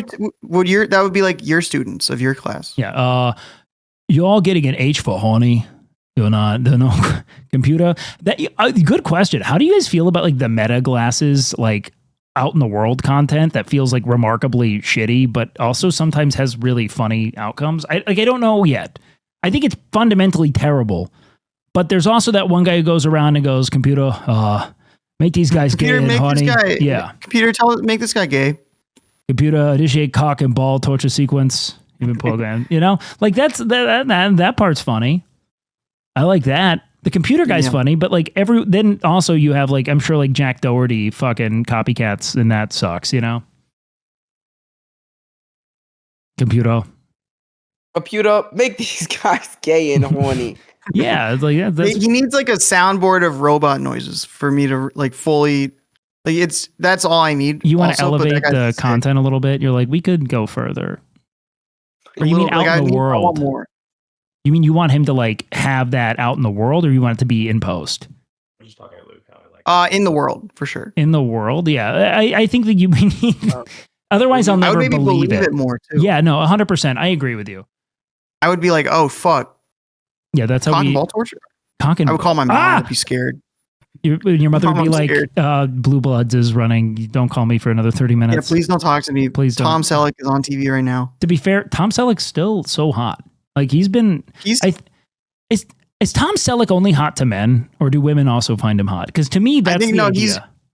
He's like a hairy buff guy, or he was. Like, because I think Tom Selleck is hot, but typically if I think a dude is hot, women are like, eh. I think he's hot in like a women's book way too. Is he? Tom so. Tom Selleck's kind of old. That's the thing. I don't know. But if really young know prime him, yeah. Tom Selleck for sure. Dude is 80 years old. It's insane. He's still hot. Wait, he is not hot. 80. He's handsome, but he's old. Well, go look at him as a young man. Make him unfuckable. Cher looks beautiful. Well, yeah, you'd be one to talk there. No matter how hard me? I try. Yeah, what did you say? Being old does it make him unfuckable? I fucking love older men, and I love fucking older men. We know. You know what, dude? I'm now looking at a Tom Selleck without a mustache, and it is not as good. Without a mustache? Yeah, it's not as good without the mustache. Like, I don't know about that. I mean, like, no, I would let this man do unspeakable things to me. Honestly, like this, yeah. Well, this is right to be fair. I think this dude is like prime, like gay daddy. You know what I mean? Sure. Bear. Like, yeah. No, not bear. Not bear. The bear would be different, I right? apologize. I think. I'm still learning. Yeah, he's very handsome, but like to me, I think he's handsome in a way that I, as a man, identify handsomeness because he's very masculine. Do you know what I mean? Whereas, like, I feel like women are into like I don't know, like he looks like Big Bird. You know what I mean? Key West like core. He's so Key West core, exactly. Key West core. Okay, so this is maybe like this is a male archetype you were raised next to, Christian. Like you. This is like this is one of your friend's dads is Tom Selleck. Exactly, Yeah, and I'd fuck the shit out of my friend's dad. You know. I think that's something that like in my head, I think I'd be down to do, like fuck like a friend's parent, like a mom. You know, I'm trying to be inclusive, but now it sounds confusing. Like. I'd be like, go to your room. Yeah. But so you would ride the power of it. You'd be like, you're not. No, I would be uncomfortable with the power aspect of it. More just the raw sexual thrill. The raw sexual thrill. Oh, yeah. The thrill. The It's definitely the thrill for me. It's the thrill of the fight. But also, I mean, you know, it sounds hot. Yeah. Okay. I actually have a big button Like, question. imagine being able to like, oh, I fucked your dad last night. You know what I mean? That's a total own. Like, especially if like they piss me off the next day, like I could just be like, oh yeah, well I literally had sex with your father last night. Like, Yeah, I'm gonna tell your mom how the about fuck this do you later recover when from I'm that? having sex with her. Yeah. Literally, like, there's no coming back from that. You know what I mean? I mean, that's you got aced. I mean, that's the spine of a lot of porn is like, I fucked your parent. What now, bro? Can I just say though, Yeah. on top of like broader issues with that, I never believe it. When people say it to you, They're coming out with these in pornography specifically. They're coming out with these. Oh, yeah. First of all, like two incestual storylines. Like I think it started as like a taboo thing. Yeah. And definitely. now it's like, I am your mom and we're fucking. Well, It's like, that's not- baseline that's not what we're adjusted. doing. You know what I mean? Like, I remember like in my waning don't mean it, days though. of porn, the renaissance of step X, porn kind of came up. But then it started as exciting. Then it evolved into baseline expectation, and then now how do you elevate from there? It's almost like there's no emotion in them for them. They're like, I can't believe we're doing this. Yes. And it's like, you did it so easily though. Like what do you mean? Like, I need more resistance. I need hours a little of more. build-up. Like and it's at this point it just becomes gross. And also they're like, we're doing this for the first time, and they're doing like the most intricate possible sexual thing they could be doing. It's like, that is not the off the bat first thing. No, but you're also touching on something even more important, which is the need for exposition. If you're going to sell me an insane outcome, I need to be bought into the making of that outcome. Like, it's easy to be like the plumber situation's easy. You know what I mean? It's like, oh, no risk here.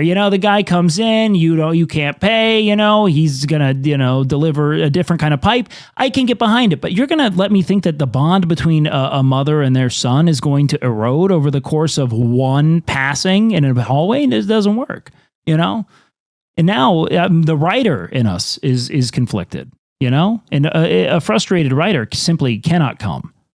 I like 8 seconds into it, I'm like, well, this is not how this would happen at all. I can't. Yeah. I'm not into it. You can't suspend disbelief enough. And maybe it's also that I think that the idea of MILF age has kind of I think that you have like deflation. You know what I mean? it's the concept of time is fucked in social media in general, and whatever exists on social media is amplified in porn. Like if you're unk at 25 now, that means you're MILF at like 22. I mean, it's just cooked. Bro, I saw this. I saw this clip today. I was pissed. Yeah, well, I wasn't actually pissed. I'm being dramatic as fuck. Let me chill. But I saw this clip today. And it was like fucking one of the core boys, Marlon, and it was he asked his chat like, how old is Unk? Like, what would you guys consider as an old age? They're probably memeing and trolling, but his whole chat was like 24. Yeah. Oh, well, they're like, they have to be like 16. We're 24 is old now. Like, I don't know what the fuck is going on, but I feel like people are delusional as to like what age is like. I wouldn't even say 30 is old. Like, no, it's not. 40 is not even old, bro. 40 is not that old. Like, you're 40. Like, you got plenty of time. 40 to me is I think once you're 35, you're an adult. You know what I mean? Like, you're really into your adult flow. Like, I think I would consider you to now, like, you're not old. You're now just not a young adult. You're just an adult. I consider my 80-year-old grandparents old. You know what I mean? And like, even then, I'm like, you know what? My fucking granddad is like some spunk in his still. 80s, and bro is jumping over fences still. Like, I'm like, I actually just hate the concept of like someone being unk. I'm like, that's so stupid to me. I think that a lot of it's just because people keep calling me fucking twunk now, TWUNC. Yeah. Just nasty. Oh no. Well, I think it was funny. Are denied like the premise of, because there's no real like concept of like, I think like true corporate progression, which is what a lot of us were kind of raised under, is this idea that like there are benchmarks in life that you hit, and that's when you become like, an adult and you're more advanced in your career. And even if it's not the case, because look at all of us, I mean, we're clearly not doing that. There was like a different concept of the rewards of aging. Like, I have a friend who's a really successful engineer. And I remember when I was like 24, 25, because I was acting at the time, talking about how like panicked I was about getting older. And he's like, see, it's so funny to hear you say that, because to me, it's like the older I look, the more like respected I am, the more status I wield in the context of my career. And I was like, oh yeah, I guess that is true. And I never really it's thought only about gotten it. better. Yeah, it's what do you mean by that? Oh, well, I mean, like, people in my chat will call me old because Yeah. I'm 27. Yeah. And Oh, they're yeah, like, you're dumb. pushing 30. No, it's like, that's not old. But also, I get it. They're like 20 or 22 or whatever. Yeah. But I wouldn't want to be, in theory, it's cool if I just was 22 because then it's like potential. You have all this potential still. Yeah. That's the only thing is potential starts to go down. But that's why guess. fucking everyone loves to be like, think about the children, save the children. You know, it's why Republicans love fucking infants, unborn babies. It's because you can just project potential onto this like non-being yet. You know, I wouldn't want to be 22 again. I'm doing way better because now. you endured through that. Like you first of all, potential is a finicky thing. Okay, like you have potential really just changes if anything. I feel like as you get older, you gain potential to do new things and you lose potential to do other things. But doors close, others open. That's all it really is to it. Exactly. You know? But it doesn't mean but also what's meant for you won't pass you by. Like you're not missing. You don't got. There's no thing as zero. Someone having zero potential either. I think that's a healthy thing, though. I also think some things can pass you by, and you should look for opportunity and walk through it. Don't think that you have infinite opportunity because that can lead to a lot of complacency. But know that like just because you didn't do something doesn't mean it. First of all, that might not have even worked out. That might have been a bigger detour in your life. You know, focus on what the next thing is you can do. You know, it's healthy. Yeah, for sure. But I think kids also, mind you, just don't really, I think that being indoctrinated into like the cult of social media and influencing success has made it seem like there's no benefit to aging now, you know? But there is, obviously, but so much of what you consume is youth worship, youth fetishism. Even when you look at like media in general, it's about looking young, staying young. And I think it's because, frankly, there's no sense of a capacity to enjoy young adulthood anymore. So they want to preserve it. I think the obsession with youth has to do with the sort of ever unfolding kind of concept of, youth can't even be enjoyed because we're poor, we're overworked. There's either no opportunity or the opportunities that exist are borderline, like slave labor. Like you're just constantly existing in this gig economy with no free capital to spend, no, safe spaces to hang out in. People don't dance. People are so optics conscious that they're filming everything they do and only doing things to the ends of presenting it. I think that they're like, whatever this is, I don't feel like I can enjoy it. So I have to hold on to the thing that people tell me I'm meant to enjoy, which is my youth, But the reality is until you like shed that and that need to like manicure and like exist in this state of like preservation, like you're just suspended in a bunch of vinegar and olive oil, you know what I mean? You're never going to enjoy it, right? Because it's like when you buy new shoes and you're afraid to get them scuffed, It's like, no, go get a sunburn and smoke a cigarette, Like I just go do it, Like it's okay. It's essential even. Like you take good care of yourself, drink water, but like if you don't, like why'd you buy the shoes if you don't want to wear them? That's kind of your vessel. It's life. You got to go do things. Be a professor. Oh, I don't know about that. I'm saying stupid shit. But I do think it's cool to like consider that. I think because life feels so inaccessible and fruitless, people are like, wait, but all of the opportunity of youth is going to pass me by right now. And I just want to hold on to it so that I can enjoy it in the future. I can't go out and drink now, but maybe in a decade, if I still look young and hot, I'll be able to do it. They're clinging to the youth they can't enjoy as opposed to enjoying youth as it presents itself, which, sucks. Yeah. Yeah. Also, I saw a video prior to hopping on the podcast. This might be a bit of a topic change, but I think it's somewhat interlinked.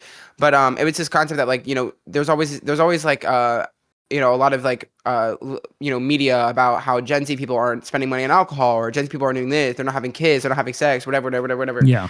I feel like we talked about like, like circumstantial shit, but like I saw an argument being made where it's just like the root of it all is just like Gen Z people just don't have the money to spend on fucking alcohol. They don't got the money to like, they don't have the liberty or time to go and, engage in like, outside of work shit. Yes. I just want to hear, I would love to hear your take on it. Cause I feel like we've had discourse about this and we've gone in discussions about it, but, I think it's interesting to hear it in those terms specifically, because I think like a lot of the media about it is like they're like psychoanalyzing like why Gen Z people aren't like going out, and like, oh, it's because of like the nature of social media, or the way that their brains are wired, or I think it might just simply just be like, damn, no one's got fucking cash to spend on $20 cocktails. Can I even like break down even more? Because when I was young, for instance, like and I'm like older for Twitch. I mean, I'm 31. Like that means like, you know, when I was going out and drinking when I was like 17, 18, it's like that's like fucking 13, 14 years ago now, you know?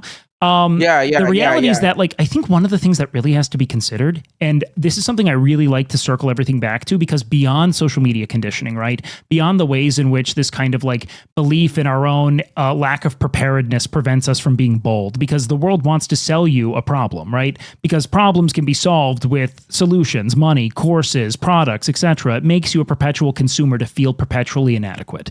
So that's a really important thing, I think. But when you really get to the bare bones of it, beyond this sense of like, you're a dumb virgin chud, no one's going to laugh at you, no one's going to think you're cool, take this class, fucking manicure your eyebrows, get a new fit, etc. Beyond all that, all these things you already have to buy and do, you also have to consider that we have created such an abysmally inefficient housing and transportation infrastructure that even to get somewhere now is impossible. When I was a kid, like when I first got my apartment, like my first apartment in like 2016 was like $800 in the heart of downtown Austin, you know, which was like pretty doable, all things considered, you know, and I was young. Like I was able to afford that with, you know, like the money that I had saved from like some summer work and then, you know, working a part-time job. It was $800 to live in the center of downtown Austin. I didn't have to get an Uber to go drink. I didn't need to get an Uber to go to the fucking, you know, like a restaurant down the street, to walk to like a Whole Foods hot bar and get something. Like the idea of like where you can find affordable housing now, right? That would even afford you the capital to then take the Uber to go downtown, right? It's like now not only do I have like 45 minutes each way in an Uber that's going to cost me $50 to get there, by the time I'm there, I can't even have the buzz that I built pre-gaming with my friends, you know? The concept of like living near the things that young people want to do is just fundamentally it's unfathomable with how much rent has increased, how much houses have become unattainable. Like I think that on and there's no public transportation infrastructure. If you want to get like, dude, I went out when I was in Tokyo. We were in Tokyo. Every club was jam packed with lines out the door. You know, and that's a culture that is kind of condemned on account of not being like virile and lively enough, that people are like, you know, opting to stay inside. Obviously, there's a huge drinking culture, but like people condemn the lack of like, you know, the sociability or flirtatiousness or general kind of, and I think that it's when you see the splendor of a meaningfully designed public transportation infrastructure, you see how all of those kind of concerns with like money, even if they exist, it doesn't stop you from going to a place with friends anymore. You know, now to drive and find parking at $20 a fucking hour at a garage that's open. I mean, like, it's just miserable, man. Like the reality is that the United States is built to sequester wealth and not to experience life. And if you have a lot of money, you can afford all of these luxuries. And I'm lucky. Like, dude, I take Ubers all the time. And it's an insane, like, dude, I couldn't have fathomed that 5 years ago. You know what I mean? Before I started streaming and had a little bit of money. I can't imagine needing to shoulder that burden if I wanted to go do anything at all. So I guess long and the short of it is that when you don't design a system and a transportation infrastructure in a city around the concept of people actually utilizing and enjoying it, you can't be shocked when people are holing up and like betting on sports that they can watch from home on a Discord call with their friends because it costs them $150 to get anywhere. That's insane. You know? Yeah. 100%. True. I don't know. I just think it's all fucking dumb. No, that's my biggest pet peeve with LA is there's like LA even is a the failure. buses are Stupid. fine. Failure But like of a city. God, like having even just a subway would be so cool. Yeah, fuck you. It's for being rich. Amazing. That's all it is. You get an Uber Black somewhere, and it costs you $200, and it takes you 50 minutes to get from like 6 miles of crazy. distance. It's the most insane shit I've ever seen in my life. So stupid. The fact that more people don't live in New York, because at the very least, when you pay for something in New York, you have proximity to culture. You know what I mean? Yeah, you might get a fucking shoebox apartment, but you're paying comparable rent as you are in LA, but you can actually go places. You know what I mean? Like For real. I can't stand. It's some bullshit. It's crazy. The automobile lobby fucked us in the ass and not in a good way. And like I did not douche to get fucked in the ass by the automobile fucking, you know, lobbyists. Like, no. I got douched so I could hop on a subway and get railed by, you know, a man in Tribeca. Like, what happened? We lost the plot. It's actually crazy that, like, there is no, like, I mean, they're trying to build something up in Los Angeles. I think what's hysterical is that they're trying to host the fucking Olympics. It's going to be a train wreck. It's going to be a fucking horrendous. I'm like, just leave the we've city, been talking bro. about Austin and I'm like, we're not gonna go to LA during the Olympics. Like, it's gonna be fucking pointless. The fucking airport's gonna be a fucking disaster. You're not gonna be able to get fucking anywhere. I'm like, oh, they've opened up this one above ground train line that goes from Santa Monica to West Hollywood. Like, that doesn't do jack shit, bro. I'm like, oh, well, and they're like helming it as like the most insane. I'm like, New York City has a subway system. You know what I'm saying? Like, Chicago has a very solid fucking like public transportation system. And it's there's still complaints. It's still not perfect. I'm like, but that's what happens like, when you lack DC central has planning. a fucking subway system. I'm like, people can get places. It's some bullshit. Like, you can't go anywhere in LA. You can't go anywhere, and nothing's walkable either. It's some bullshit. No, I mean, it's a true failure of a city. There's nothing about Los Angeles that provides, the only redeeming quality of it is that there's like a rich cultural tapestry. Like, you can go to like a ton of different little alcoves and enjoy culture and cuisine. And I think that that's just kind of because it's a big ass city. You know what I mean? I think that its design betrays all of its citizens, and the complacency that people have in it is simply because it has such good weather that they don't have to change anything. People will still want to live there.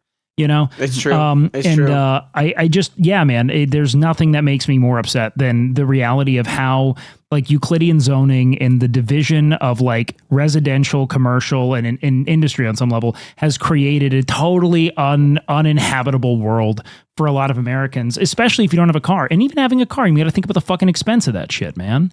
Like, dude, in LA, the gas is insane. The gas is fucking so stupid. bad. Dude, think I took about a photo insurance, and texted my car parents in payment. Florida. Yeah, bro. I texted my parents. I was like, gas in Los Angeles, and they were like, holy fuck. Like, it's mind-boggling. The number's crazy right now. What is it, like 7 or 8, maybe even close to 8? It's like per gallon. It's some bullshit of like regular gas even. I'm like, not even the premium shit. I'm like, it's actually so and you know what's interesting too? I always talking to my Uber drivers. I recommend everyone, like, my biggest advice to anybody like ever is, if you're getting an Uber and you're like mostly Uber Black drivers and shit won't talk to you. I don't really take Uber Blacks that much. I take a lot of Uber X's, and like the basic Ubers, okay, the drivers always want to have a conversation. I actually love it. Like, I love getting to like talk with someone, hear about their life, like ask them questions, like engage, like, you know, I sometimes I'll talk politics with them. Like, I had one like infamous like Trump supporting woman that picks me up in Hollywood. I love California, talking to random Republicans though. Like, I love hearing. I know, my God, them think. She said some crazy ass shit. Like, she was an immigrant and like her family were all immigrants, and she was like saying how like she immigrated here legally, but like some of her like just like extended cousins did it, and she hopes they'll get deported. It was some crazy shit. But alas, I always talk to my Uber drivers. But I in talking with them, I realized like, damn, they don't make shit like Uber drivers in LA. Like, they don't make like they make enough to just enough to even pay for all their gas at this point. Like, it's crazy. I'm like, the fact that and then Uber takes so much of their money too. It's all just ass, bro. LA fucking sucks. Look, I hate to be that person. There's some beautiful parts about LA, as you've shared, like little like pockets of culture and like, you know, but like for the most part, fucking sucks. No, I mean, like, I really think it's like everyone is existing in a pressure cooker that is going to eventually drive it will reach a critical mass at which revolution is completely undeniable on some vector. And I kind of look forward to it, because I think that the gluttony of the, like corporatists and plutocrats that kind of architect the society that we waste away in are like, you know, the comeuppances. And that's for people who are privileges of the system. I mean, we all exist in the West. Imagine being in the global South, where you're a literal fucking slave to the interests of Western corporations and capital. I mean, like, it's the levels of subjugation and devastation are so difficult to really comprehend if you haven't been there. But like, dude, I do not in any universe want to like look past what I think is like,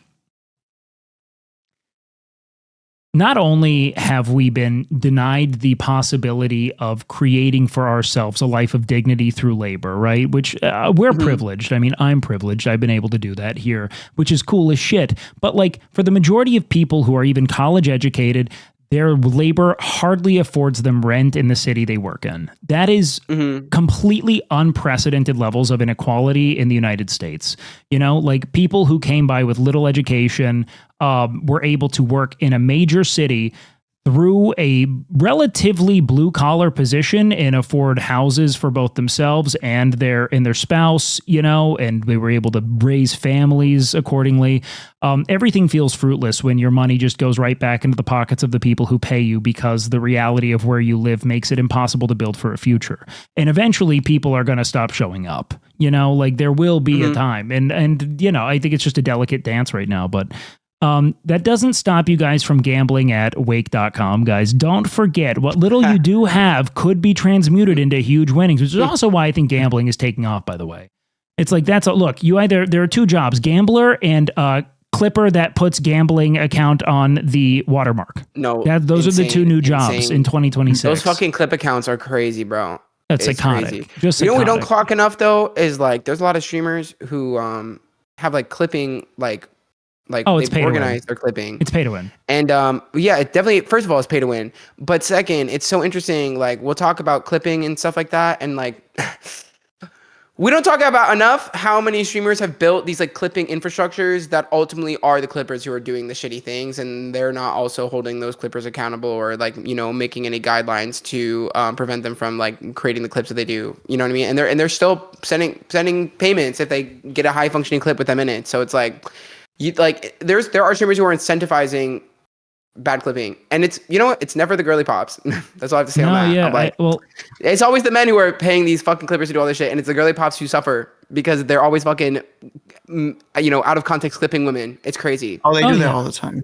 But that's Some also, bullshit. yeah, I mean, it's all built on, you know, poking at this sort of like misogynist sentiment that women are conspiring against men, trying to use them for their own advantage, and then like willing to like discard, spit on, or ultimately abuse these men to the ends of whatever kind of, you know, selfish sort of like parasitic, you know, ambition they have. And I just think it's so fucking sad that everything, like, dude, so a girl could be existing on stream and be like, they're goon baiting, like they're trying to, like, no, It's bro, crazy. that's a girl. It's Dude, crazy. that's existing. She's literally just existing. Like she's, it's unreal. she's wearing a it's so sweater. unreal. Yeah, bro. She's in a hoodie. She's playing League of Legends, bro. What are you? Her room is dark. You Well, only why see am I horny because right of now? the lighting from her fucking computer Ah! screen. Like, what do you like? Also, mad. I agree, but also I do need to say, Wake, I might have to leave. Yeah, no, it's 9. We're good. I say we call Yeah, it. I think we're past our 3 hours. Yeah, Let's wrap. Let's wrap. But All also, right. I agree. But also, let's end. Yes. And on that note, Guys, thanks so much for coming out, man. I know it was a smaller cast today, but I really appreciate you guys showing up, man. You guys are my two God, of of my course. favorite guests, man. It really is fun to have you guys. So I just appreciate you guys showing up last minute and having fun with me, man. I would of always course, show up Jake, for you. of course. Christian, you can go ahead and sign out. Let them know who you are, why you're here, what you do.